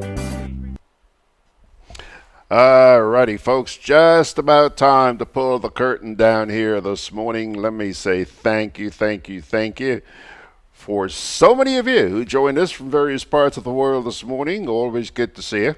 And here's an invitation to join us every weekday morning right here on Grenada Broadcast for Good Day Grenadas. A little group of us, we get together every morning at 9 o'clock, Monday through Friday, and we have a blast. We have a hoot. We're very interested in seeing good governance in this country. And pretty much everything we discuss points to that. So please, we'd like to hear you chime in as well. Once we said goodbye to Denis there, a number of people posted some stuff here saying, Lydia James says, thank you for sharing your story. Very sad. Gail Matthews says, blessings, my dear brother. Ernesto says, thanks, Mr. G. Great program. Have a productive week ahead. We're going to try. Helen Ann says, thanks, Mr. Charles. Ryan Jaban says, Dino, may God bless and heal you, my friend. Michael John says, stay up, my brother. Jah love. And Doris Morin Charles says, Mr. Dennis Charles, my childhood neighbor, good to see you on the program. I catch it at the end. Anthony Howard says, thanks for sharing. It is evident you need to seek additional help for you and your family. Bernice Swan Gonzalez says, thank you. Ryan says, George and guests and Dennis, thank you very much for an informative program. God bless. And Anthony Howard says, we cannot change the past, but let's work on a better future. Pilgrims, parting word from the Holy Scriptures as we do every Sunday morning. And this one comes to you from the book of Psalms, Psalm 141, verses 3 and 4, which says, set a guard over my mouth, Lord. Keep watch over the door of my lips. Do not let my heart be drawn to what is evil, so that I take part in wicked deeds along with those who are evildoers. Do not let me eat their delicacies. Psalm 141, verses 3 and 4. Okay, yeah, I'm seeing some stuff here now on,